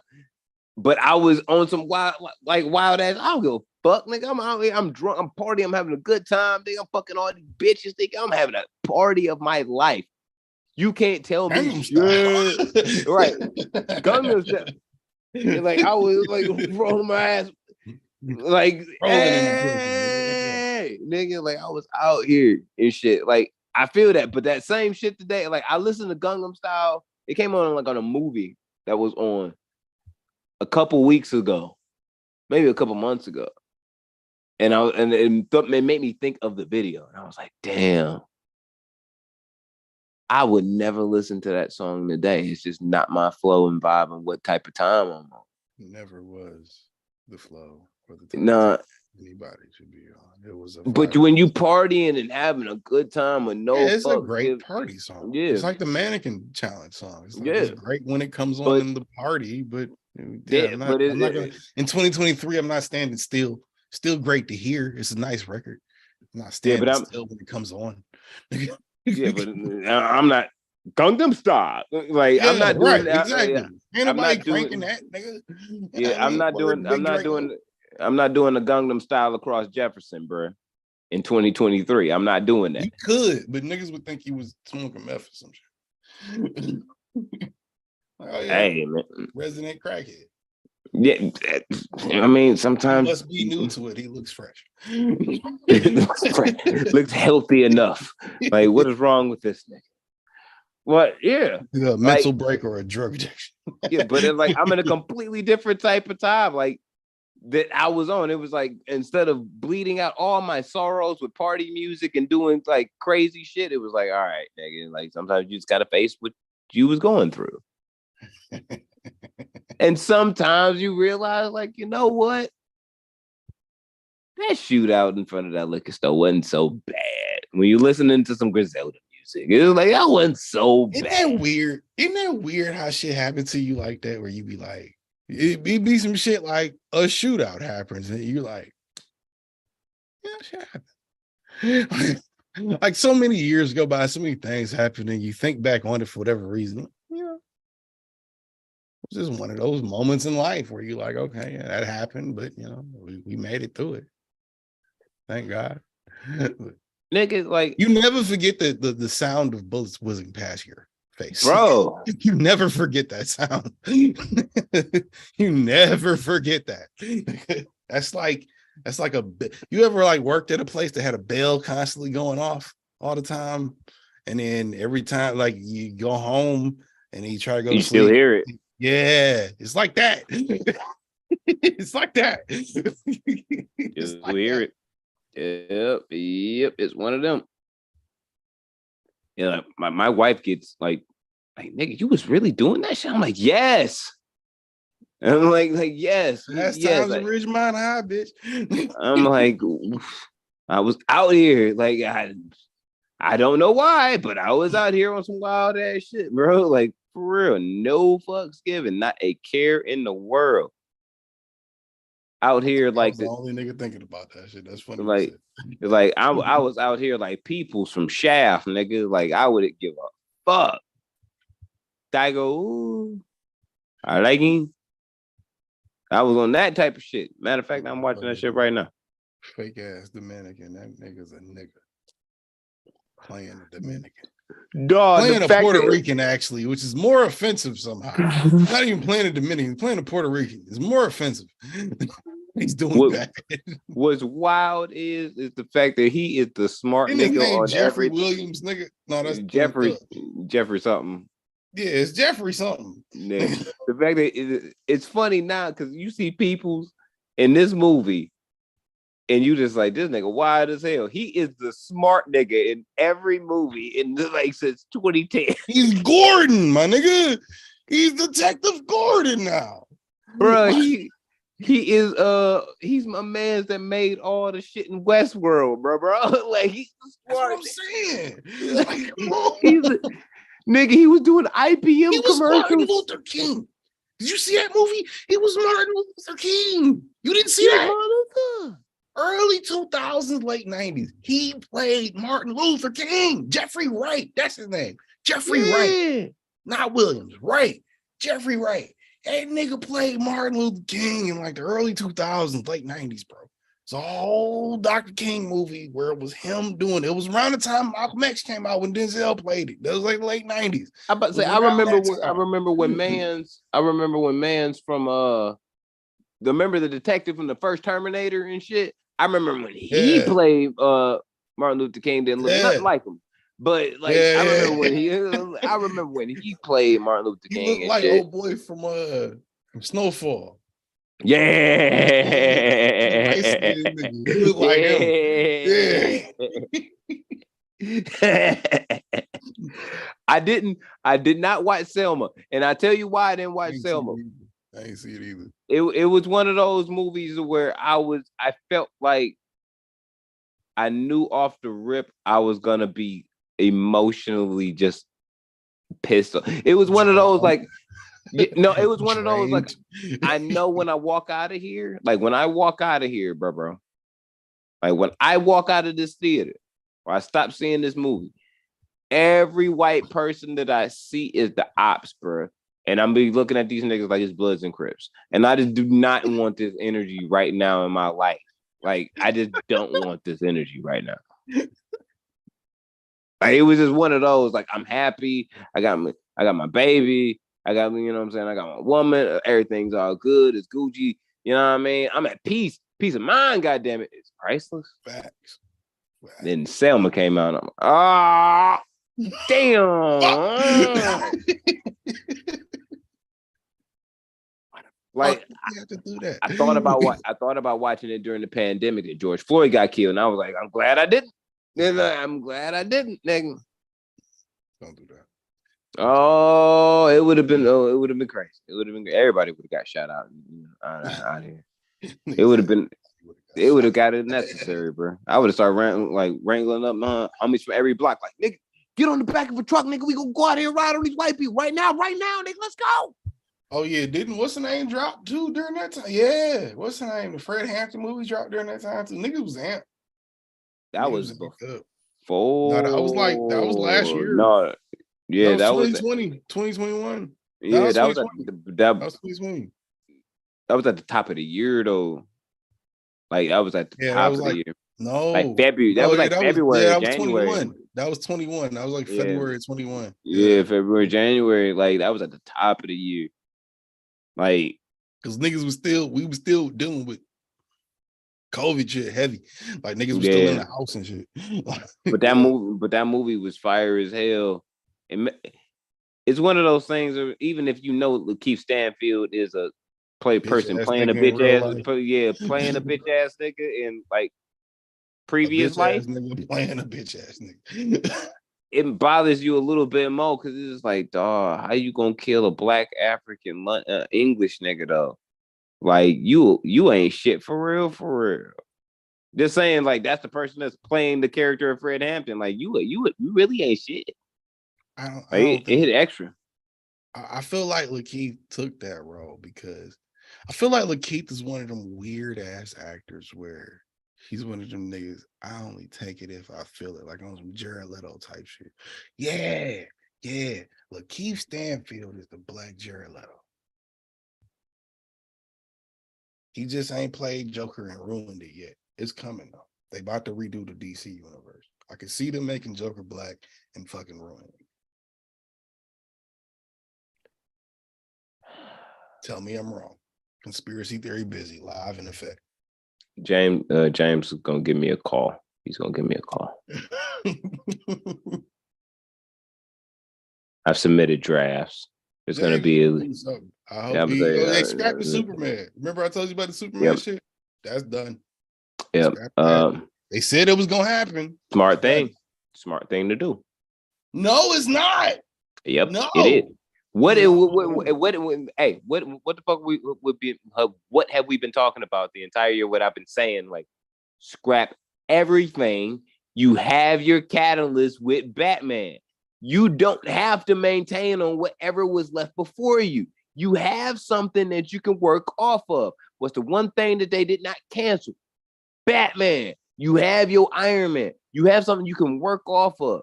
But what you do also have is a shit ton of money that you done put into these movies that realistically you don't have no forward and function for. That's why Black Adam gets canceled, even though Henry Cavill Superman shows up. You can't move. There's no two, because Black Adam 2 should be him and Henry Cavill. But you gotta scrap that shit now. Yeah, you're not gonna get it because it's like, yo, that's not a part of the whole thing. But this is what I thought about this too while I was over the weekend. We was talking about this shit recently. And I'm watching, like, all right, they about to drop the Shazam movie, Aquaman. I still ain't seen one for Shazam. Blue Beetle. Shazam 2 looked dope, but I still ain't seen one. I have no desire to watch it at all. I like the character. I just don't know anything about it. I like the trailers I've seen. I just haven't seen any other movie, or I know nothing of the guy. I'm not even a fan of the character, so it was like, that's why I'm just like, I like the way they present him. Like, as a kid that is a kid, but then gets turned into a superhero and is like in a grown man body when he turned into a superhero, but then still acts like a kid. That's kind of fucking hilarious. But like, I get why they greenlit it, but I just haven't watched it. But Blue Beetle got greenlit too. They scrapped it. Did they actually finally scrap Blue Beetle? Yeah. Because that actually had a release date, like June of next year or some shit like that. June or July. No. I might be thinking of Wonder Woman. I might be thinking. Yeah, I'm gonna say Wonder Woman got scrapped, but Blue Beetle is coming out. Because I'm gonna say there was shit going around for that. Blue Beetle. Oh, and they got the Joker movie. Joker, Blue Beetle, and Flash. Flash. Yeah, Flash. But Flash ain't got nothing to do with nothing.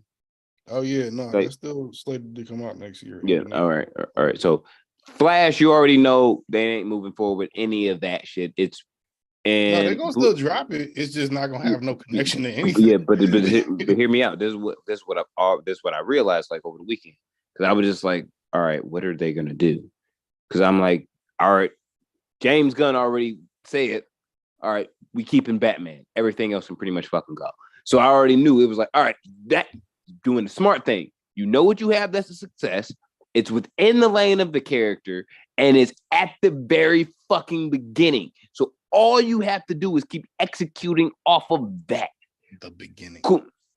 Yep, the beginning. Not to build, but from the beginning. You can't skip that. Everything. But you can't skip steps. You can't come in at the middle. That's why I feel like when James Gunn came over from Marvel and shit, he was just like, "We scrapping everything."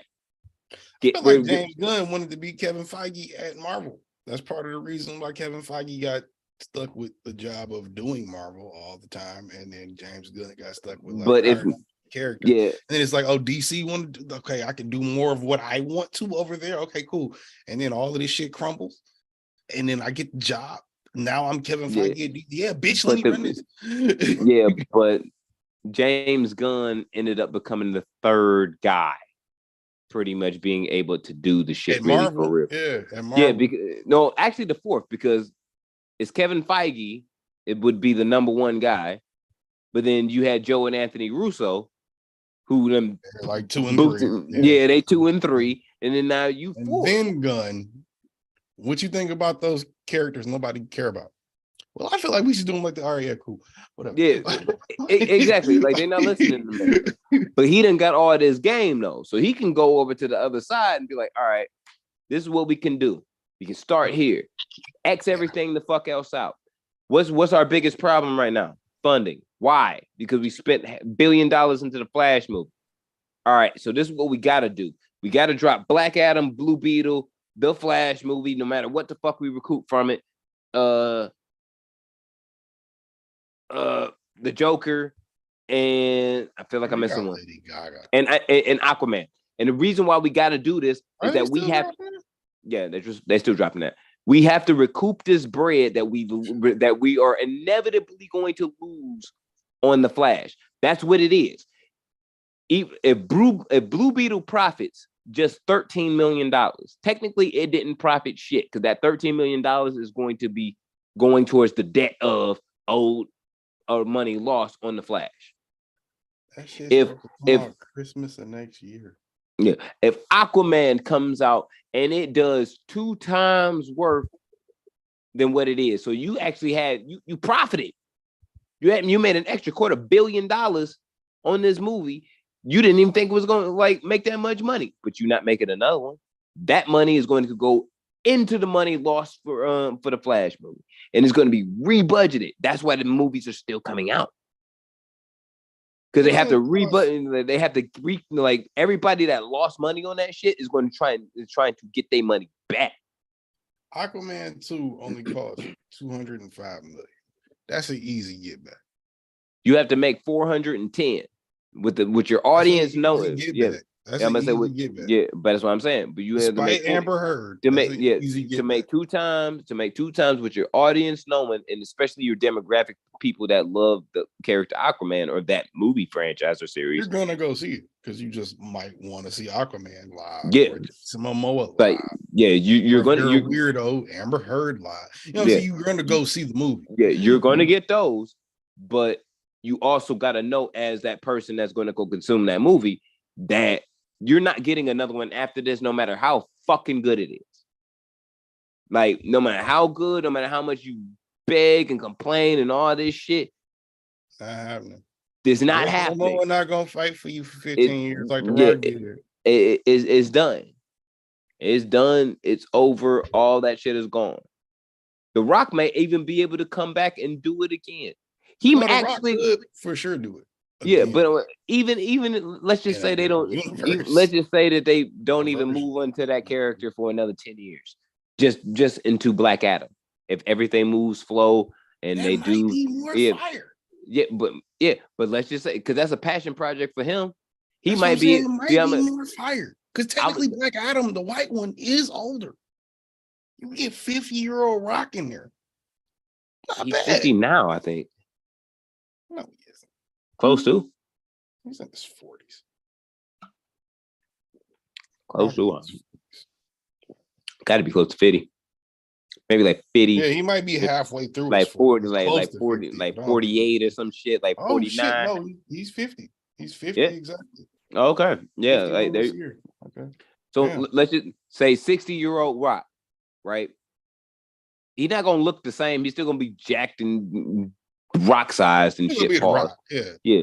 But with him having more experience with the executive production run, probably directing, writing. No, I'm just saying, like, now you can make your passion project and you can be the curator of the entire thing instead of being the one that has to star in it to sell it. Now you've created the character and now you're in charge of it.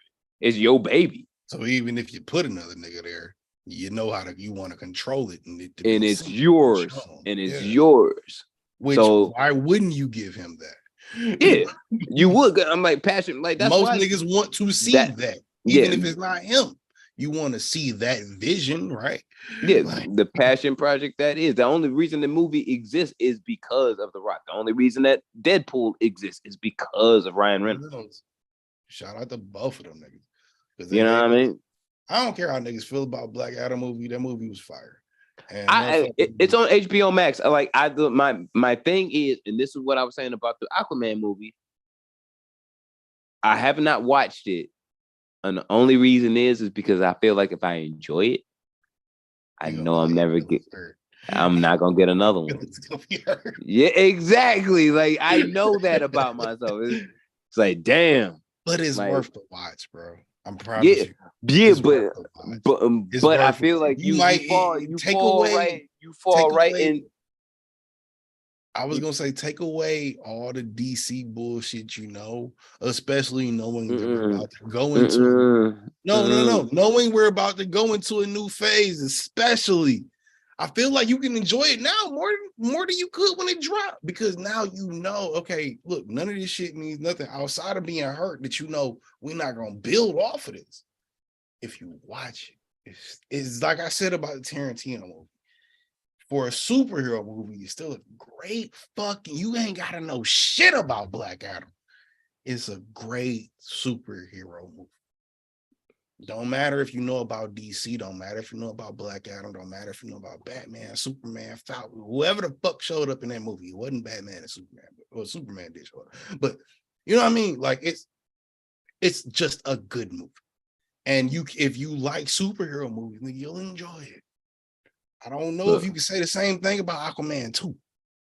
And I only say that because Aquaman 1 was mid as fuck. I didn't see none. I don't have an interest in Aquaman. I do. Especially, I've always liked Aquaman, and nigga, no. Especially Jason Momoa was cool playing it, but the movie that he did was the movie they did was mid. So you want me to watch part 2? When it's a flip of the quarter of what's happening with the timeline of it. Like, yeah, you gotta factor that in. But that's what I care about. Like, I care about the story and the way shit is told. Like, really for real. That's the care that I have. When shit is either linear, or even if you come right back around and you make shit make sense to everything that's happening within a story.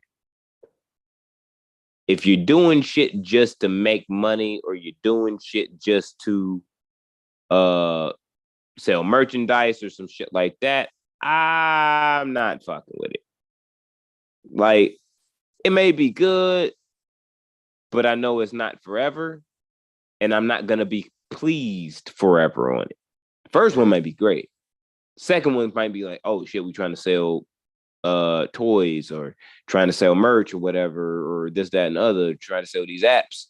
The application to what the movie is versus what the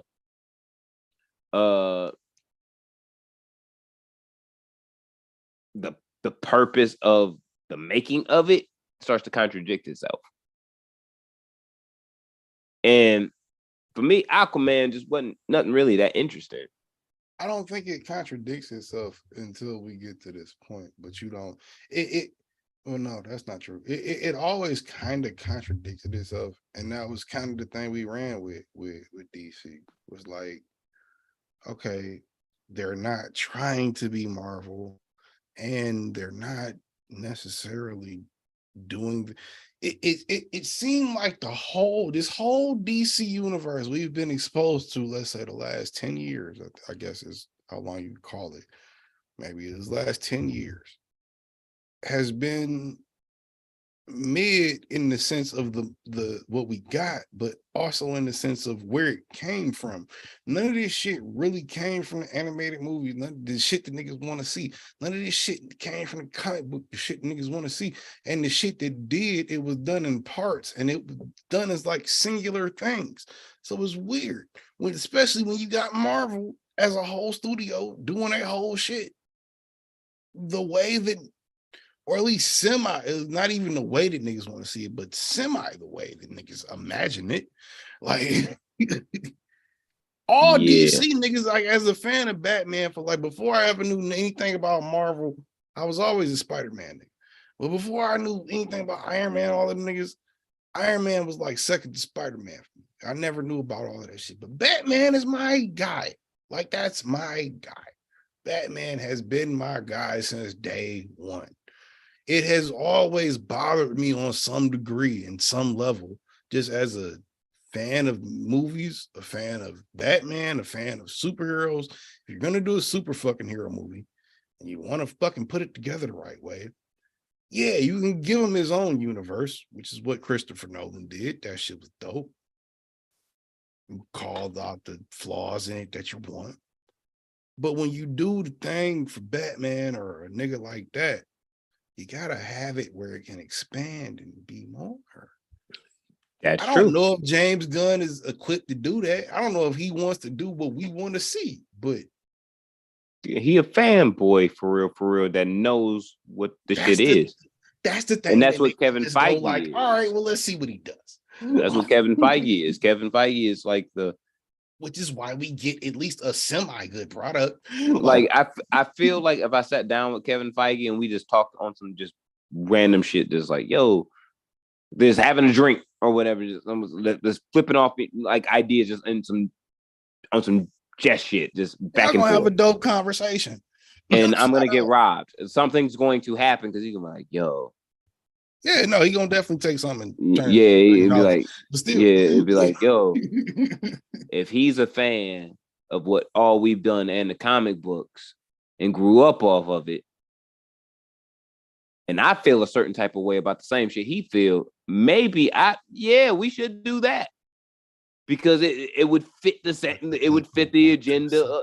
It would be what the people want to see and would keep you pleased. Like I saw Wakanda Forever, and don't spoil it. I still ain't seen it. I'm not gonna spoil it. But my thing was, I didn't expect it to be better than the first one. I expected it to be entertained. I heard it was. Yeah, it was entertaining. It's entertaining. No, better. No, I heard it was better. No. Okay. When I say I heard it was better, I don't believe like an Avatar. Like I heard it was better on a versus Avatar. I know you haven't seen Avatar too. I'm gonna see Avatar when it comes to Disney Plus. Like I saw the first one in the theater. I feel like I gotta see the second one in the theater.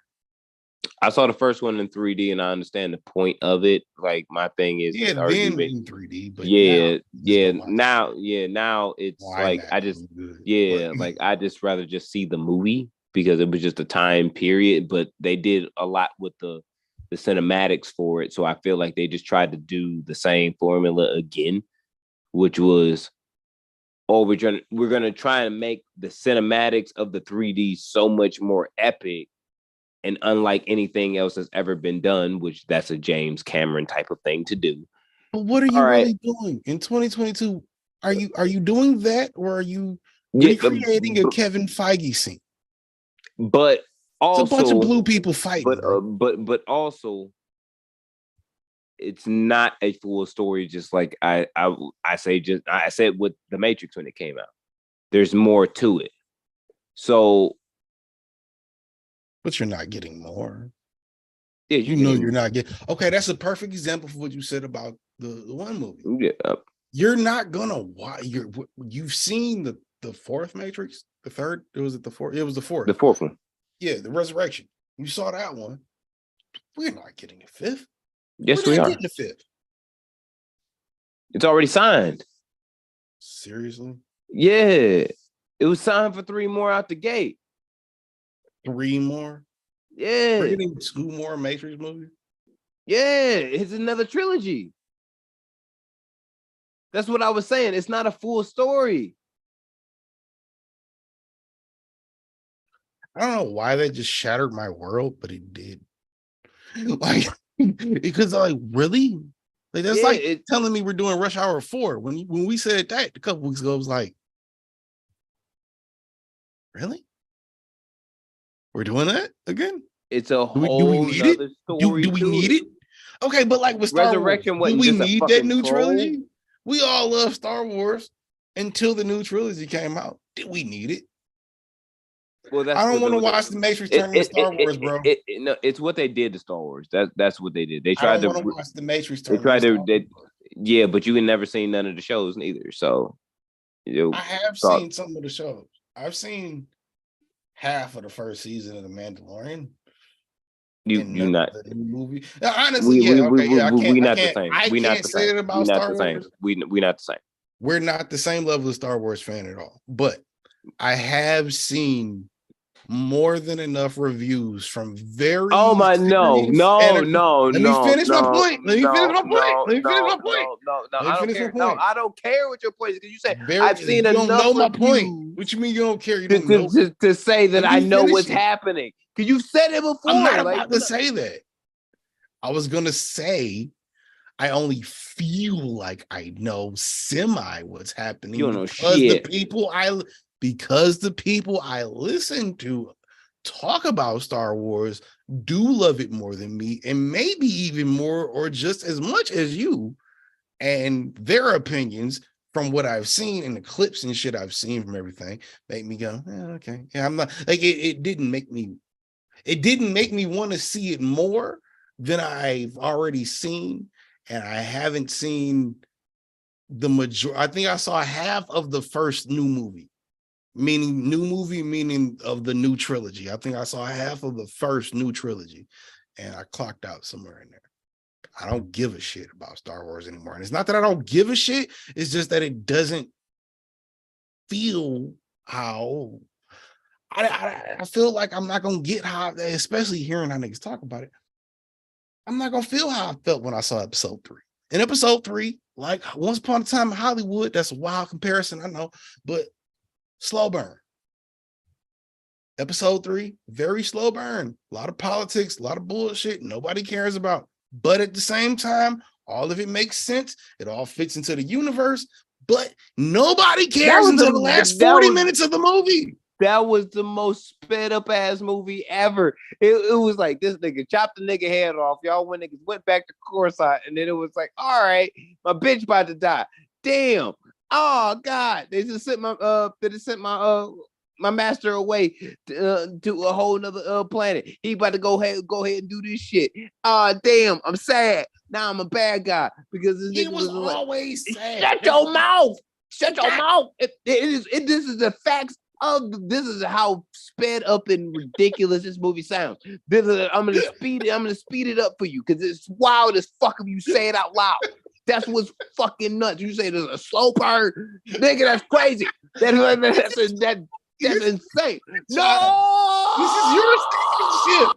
This is your Death Star. This is your Death Star. What do you mean? No. This is your Death Star. What do you mean? Not having it. Because every other movie had way more setup and concept and shit to try and set up what the fuck was about to happen. We just already knew. Everybody knew in the universe what the fuck was about to happen. So they sped right to the shit.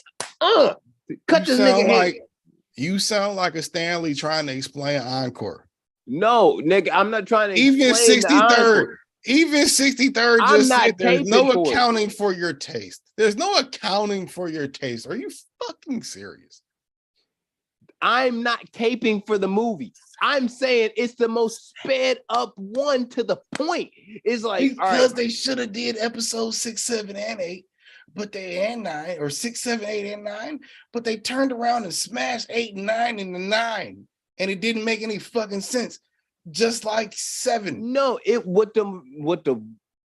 I have been on record saying the problem with the new trilogy is this: they tried to reintroduce the same shit into now to appeal to kids. That's when the merchandising shit, the shit that I'm against. A step further, I think they did the merchandising shit. The concept for what, because the concept for what the concept for Leia's costume and shit was originally a reverse thought of Luke Skywalker being the one to become like the prince and shit, and Leia being Luke Skywalker. That was the original concept of thought. The drawing for that costume, that shit that they had for her, like for Princess Leia. Wait, don't mean you can't run with it, nigga. You're not hearing what the hell I'm saying because you're not getting to the point. Let me get to the point. The costume that they had drawn for her in concept ended up becoming the costume that they used for the character Rey in Force Awakens. They recycled a lot of shit to try and get people that were younger, nostalgia, into the whole shit. Like, and here's the problem with it. The problem with it is this: you think that if you're a Star Wars fan as a parent and you're an adult, I'm not putting my kids onto the OG shit. I don't need you to reinstitute them. I've done it. My dad did it to me. But that's the thing. Nostalgia is a selling point. It is nostalgia. You know, your kid might not know. Peyton might not know when you and her go to see the newest Star Wars movie that shit you watching, you already seen to some degree. You spot the Easter eggs in the movie. She's a fan of the Mandalorian. She's already there. Exactly. So she looking at it like how we looked at the first trilogy, like.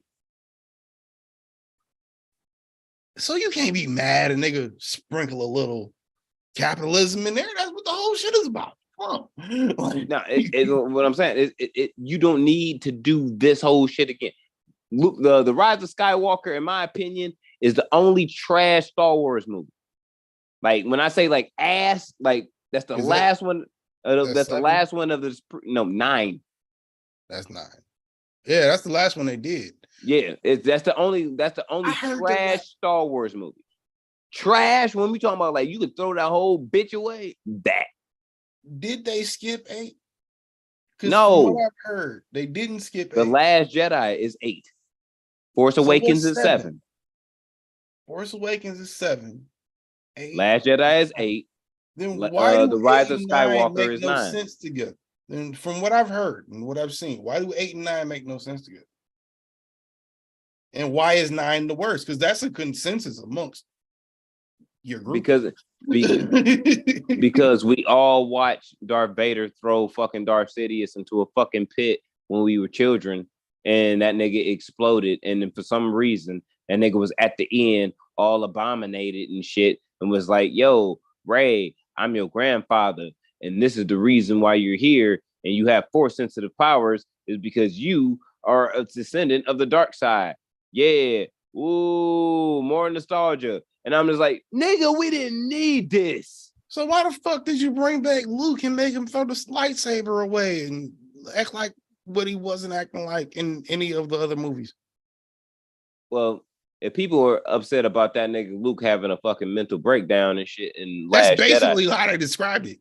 And I don't want to watch it. I haven't seen it personally, but they haven't read the book. People. I'm about to say they haven't read the books then. Who got time for that?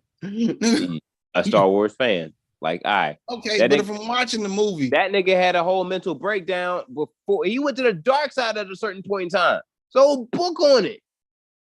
That nigga was hey, hold up. This nigga was walking in the rooms and crumbling shit just because of his force power, just fucking with his whole soul. And like that much power was coming through his body, bro. Like this is why we need to get Jenny Nicholson on the show in 2023. The TN2M Star Wars debate between Jose Ortega and motherfucking Jenny Nicholson in 2023 and Busy 93 as motherfucking moderator. That is content that is evergreen and great and greatness. All from here to any country you can think of, even if you can't pronounce it. I don't care what you say, because I've heard people that are either just as versed as you or more versed than you that motherfucking have had points similar and slightly different. And those that are slightly different from the clips I've seen, like I said, bro, it just makes me feel like why sit through 9 hours of Star Wars for nothing? Look, I will say this. Until they start making movies again, like real for real movies again, all you need to see of this new franchise, the new 3, you have to see the whole second one. You can skip the first 40 minutes of the first one and the last 25 minutes of the third one. I kind of played into what 63rd just said. He said, I swear there are some movies and some things I watched in the past I thought were good, but I watch them nowadays and that shit ass like a motherfucker. Sometimes it's just about how you view it when you view it and then how you view it a few years later. I'm unbiased about some shit that like I love. I love Star Wars movies and shit. Like, but I think the content that they're doing as far as creating the arcs amongst the rest of the worlds and characters that they created is better. Like Mandalorian is dope. Boba Fett is dope. The Obi-Wan Kenobi shit. Oh, that fed up. That was all the Heron. I heard That was good. that's all the Heron. I haven't watched it. I heard it was garbage. That's all the Heron. I heard Boba Fett wasn't worth watching. I heard season 3 of The Mandalorian wasn't worth watching. I heard Obi-Wan was trash. I'm not a Star Wars nigga. This is just what I've been Who fed. the fuck are you listening to? Self-described Star Wars nerds. It just happens to pop up in my feed because of the weird shit I be watching on YouTube. Sometimes a Star Wars video come on, I'm like, okay, what you talking about? And I'll listen to a nigga give his gripe about whatever Star Wars movie it is, and I'm like, okay. And I haven't seen it, so I don't know. I can't agree with you. Maybe I would say a lot of these niggas don't have no knowledge, really, for real, and don't know how to tell a story neither or adapt one. If there's really gonna be one thing that I'd possibly ever won an Oscar for, is probably gonna be the best adapted screenplay. Like if you gave me a book and was like, turn this shit into a movie, I could do that. I feel like I could do that too. I feel that. I could do that. Now you might, if you read the book, you might be like, that shit didn't happen like that in the book. Of course it didn't, nigga. I have to make this for cinema. You gotta give me free range, bitch. But that'd be most people's complaint when they've read the book. And I read Catch Me If You Can. Now, if you read that book, woo, that nigga was out here and that nigga was in some shit.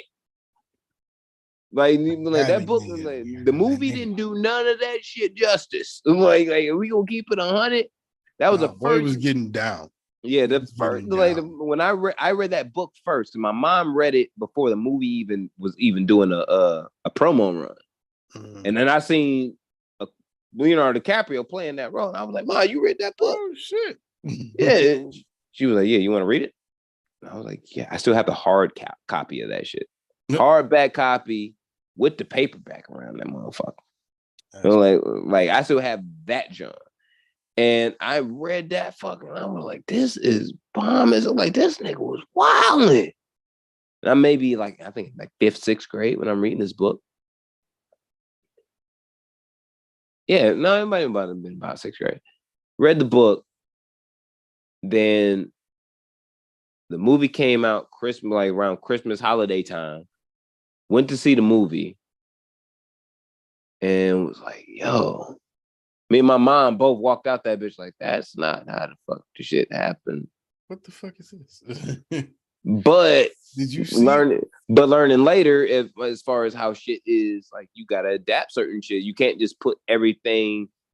Like you might have thought this thing was dope, but how it would play out in a 2.5 hour movie would be irrelevant to the rest of the story. Right.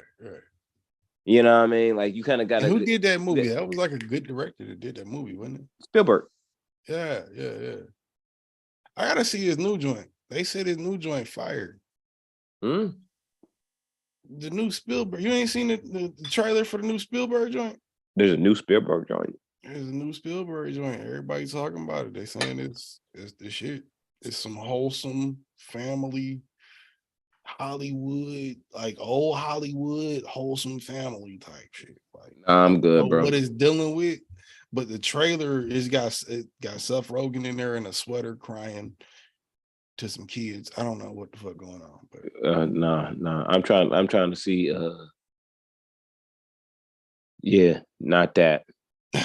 Hold up a second. Do it. I gotta take a piss before. Can we get the fuck out of here? That's great too. Yeah, that's great too. Yeah. Well, I was gonna take a piss and ask you if you had a hip hop question of the week this week. Did you have one, sir? No. You know, I was gonna do an Ortega Awards, but I had to incorporate shit from like the later half of this year into December into it, so I could save it for next year, next week. So would it be next year? So that's cool too. That'd be a whole 2022 cap up. This is a great episode to end the year on. I'm sorry. It is.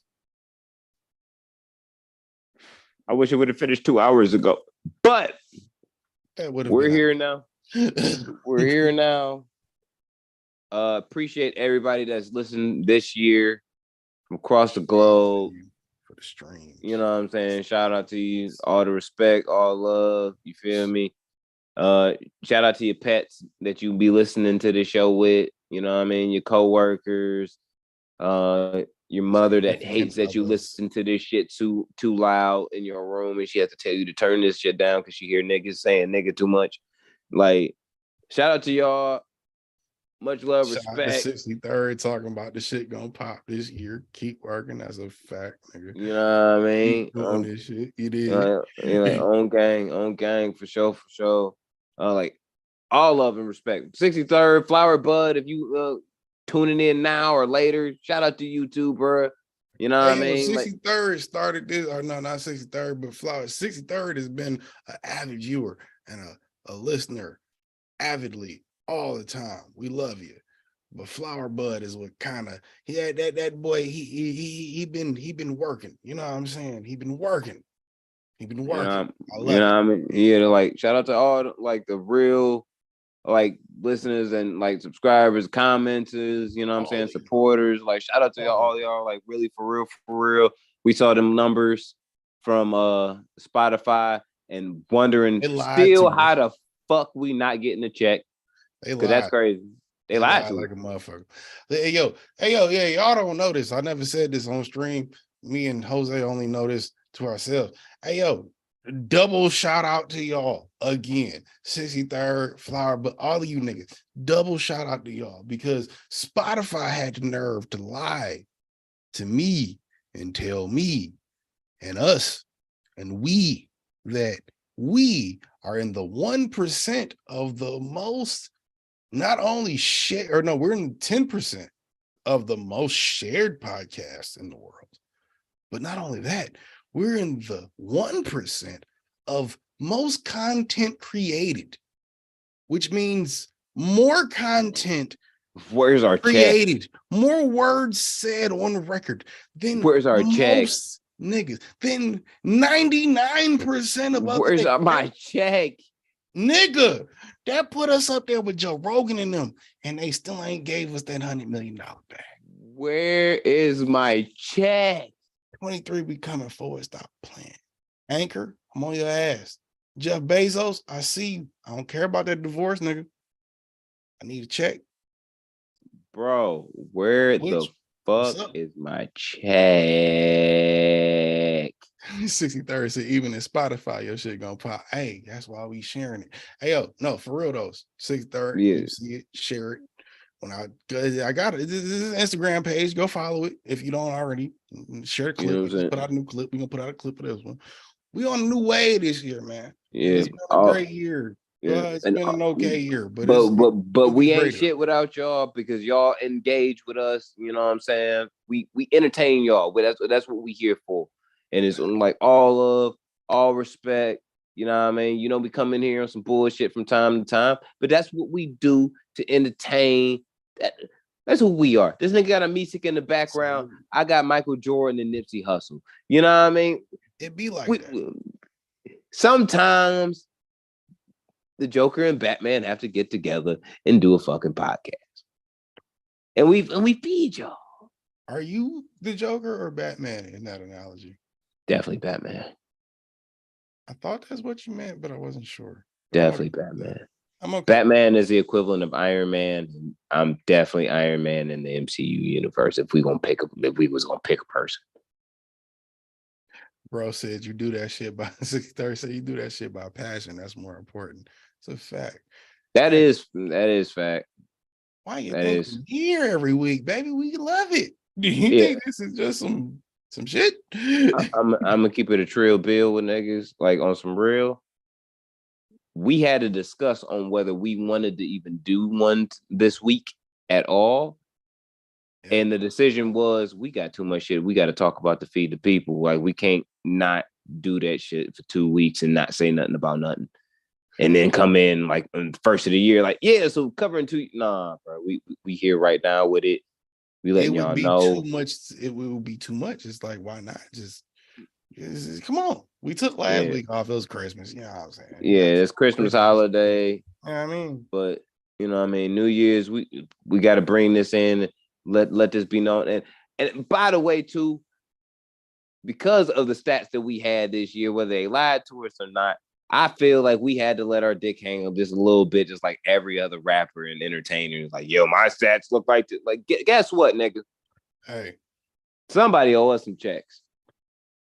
All I know is I felt more offended by the lack of my Spotify check than I did from the lack of my royalty check, which I got, a good amount of streams in these last couple months on Resurrection Therapy. And I appreciate you for doing that. I appreciate everybody. I appreciate y'all. You're welcome. But don't tell me that this podcast does not affect, and show niggas what they should be doing, even when they don't know what they should be doing. And if you didn't know, then you wouldn't know. That's why we tell you. You dig? Yeah, and I'm just gonna say this before we get up out of here. I'm just gonna let you know, as the peoples and as the homie, I'm extremely grateful for the opportunities that have been granted from this and the years that we've been doing it. But I'm just gonna let it be known. Academics has not in any way contributed more to the game of hip hop than neither you nor I. We have done more. That's a fact. I'm like I saw that on I saw a Breakfast Club flashback of this dumbass nigga, and they asked him that question, and I'm like, nah, we've done more. Yeah, no, you've done nothing. Question. You've trolled this game. We love this shit. Like that. Like that nigga. That's real. It's the difference between a nigga that does it. Well, like 63rd says, the difference between a nigga that do it for the passion and the nigga that do it for the clicks. If we did it for the clicks, not only would we probably not still be doing it, but niggas wouldn't care to listen. And for the people that do care to listen, I mean, y'all already know. We said it 1,000 times. Shout out to y'all. Yeah, shout out to y'all. Keep 100. We ain't stopping. Hell no. What are you looking forward to in 2023, nigga? More money.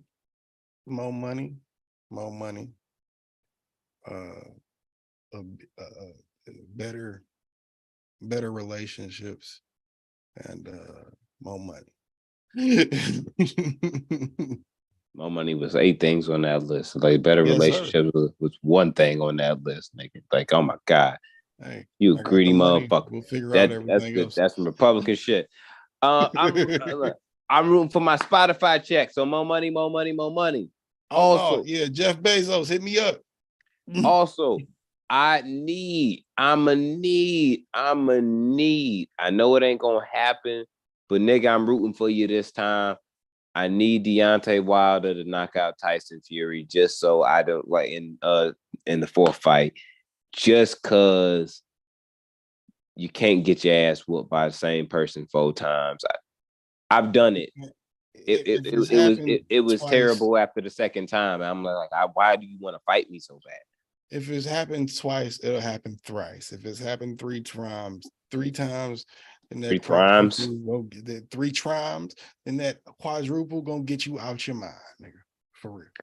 At this point, I think we need to start getting boxes from real, like, niggas don't do nothing but like gangbang in the worst places on earth for a set that got 6 people in it and had to like strangle their father to death because they was beating their moms too much. Like that's where we at. That's where we at with it right now. Because nobody beating 1 or 2. Nobody can beat Deontay Wilder. Nobody can beat Tyson Fury. So it's like they just at the point where it's like, well, the only people we can fight is each other, nigga. That's a fact. You know what I mean? But I want Deontay to get one. That's me. Deontay ain't getting shit. Mo Bodie James music. Mo Bodie James music. Sure, Mo Busy 9-3 music. For sure that's coming top of the year while you playing. I'm telling you right now, if anybody in between the people that I fuck with, real shit right now, you ain't releasing no project this year. Matter of fact, you can release 3 projects this year. 2 projects. You can't just release one. Not just one. 2. I'm on your head. I'm on your head. 2 is plausible. 2 might happen. No, I must say 2 got to be a necessity, bro. Too many hard ass MCs is releasing like 3, 4 projects a year just because they can and they independent now, nigga. Y'all better keep up, bro. Nigga, whatever. Y'all better keep up, bro. We out. We out. 2:35. Happy New Year's. You know what I mean? New Year, Merry Gang. Christmas, happy holidays. Gang. Shout out to everybody, all of y'all. My nigga, Jose Ortega, shout out to you. I'm gonna do it for myself. Shout out to me. Shout out to yourself, you nigga. again. Shout out to everybody listening, and shout out to the world riding down 96. I see you, 63rd. Okay, you didn't peep the music. Riding down 96. You know we still riding down that bitch because I still live in Michigan, unfortunately. But when I move, eventually I'll still be riding down 96. God damn it, we out. Give us all the listens we need so we can get the fuck out of the country. We out. Thanks. Peace. I'm gonna hit you up tomorrow, nigga. Gang.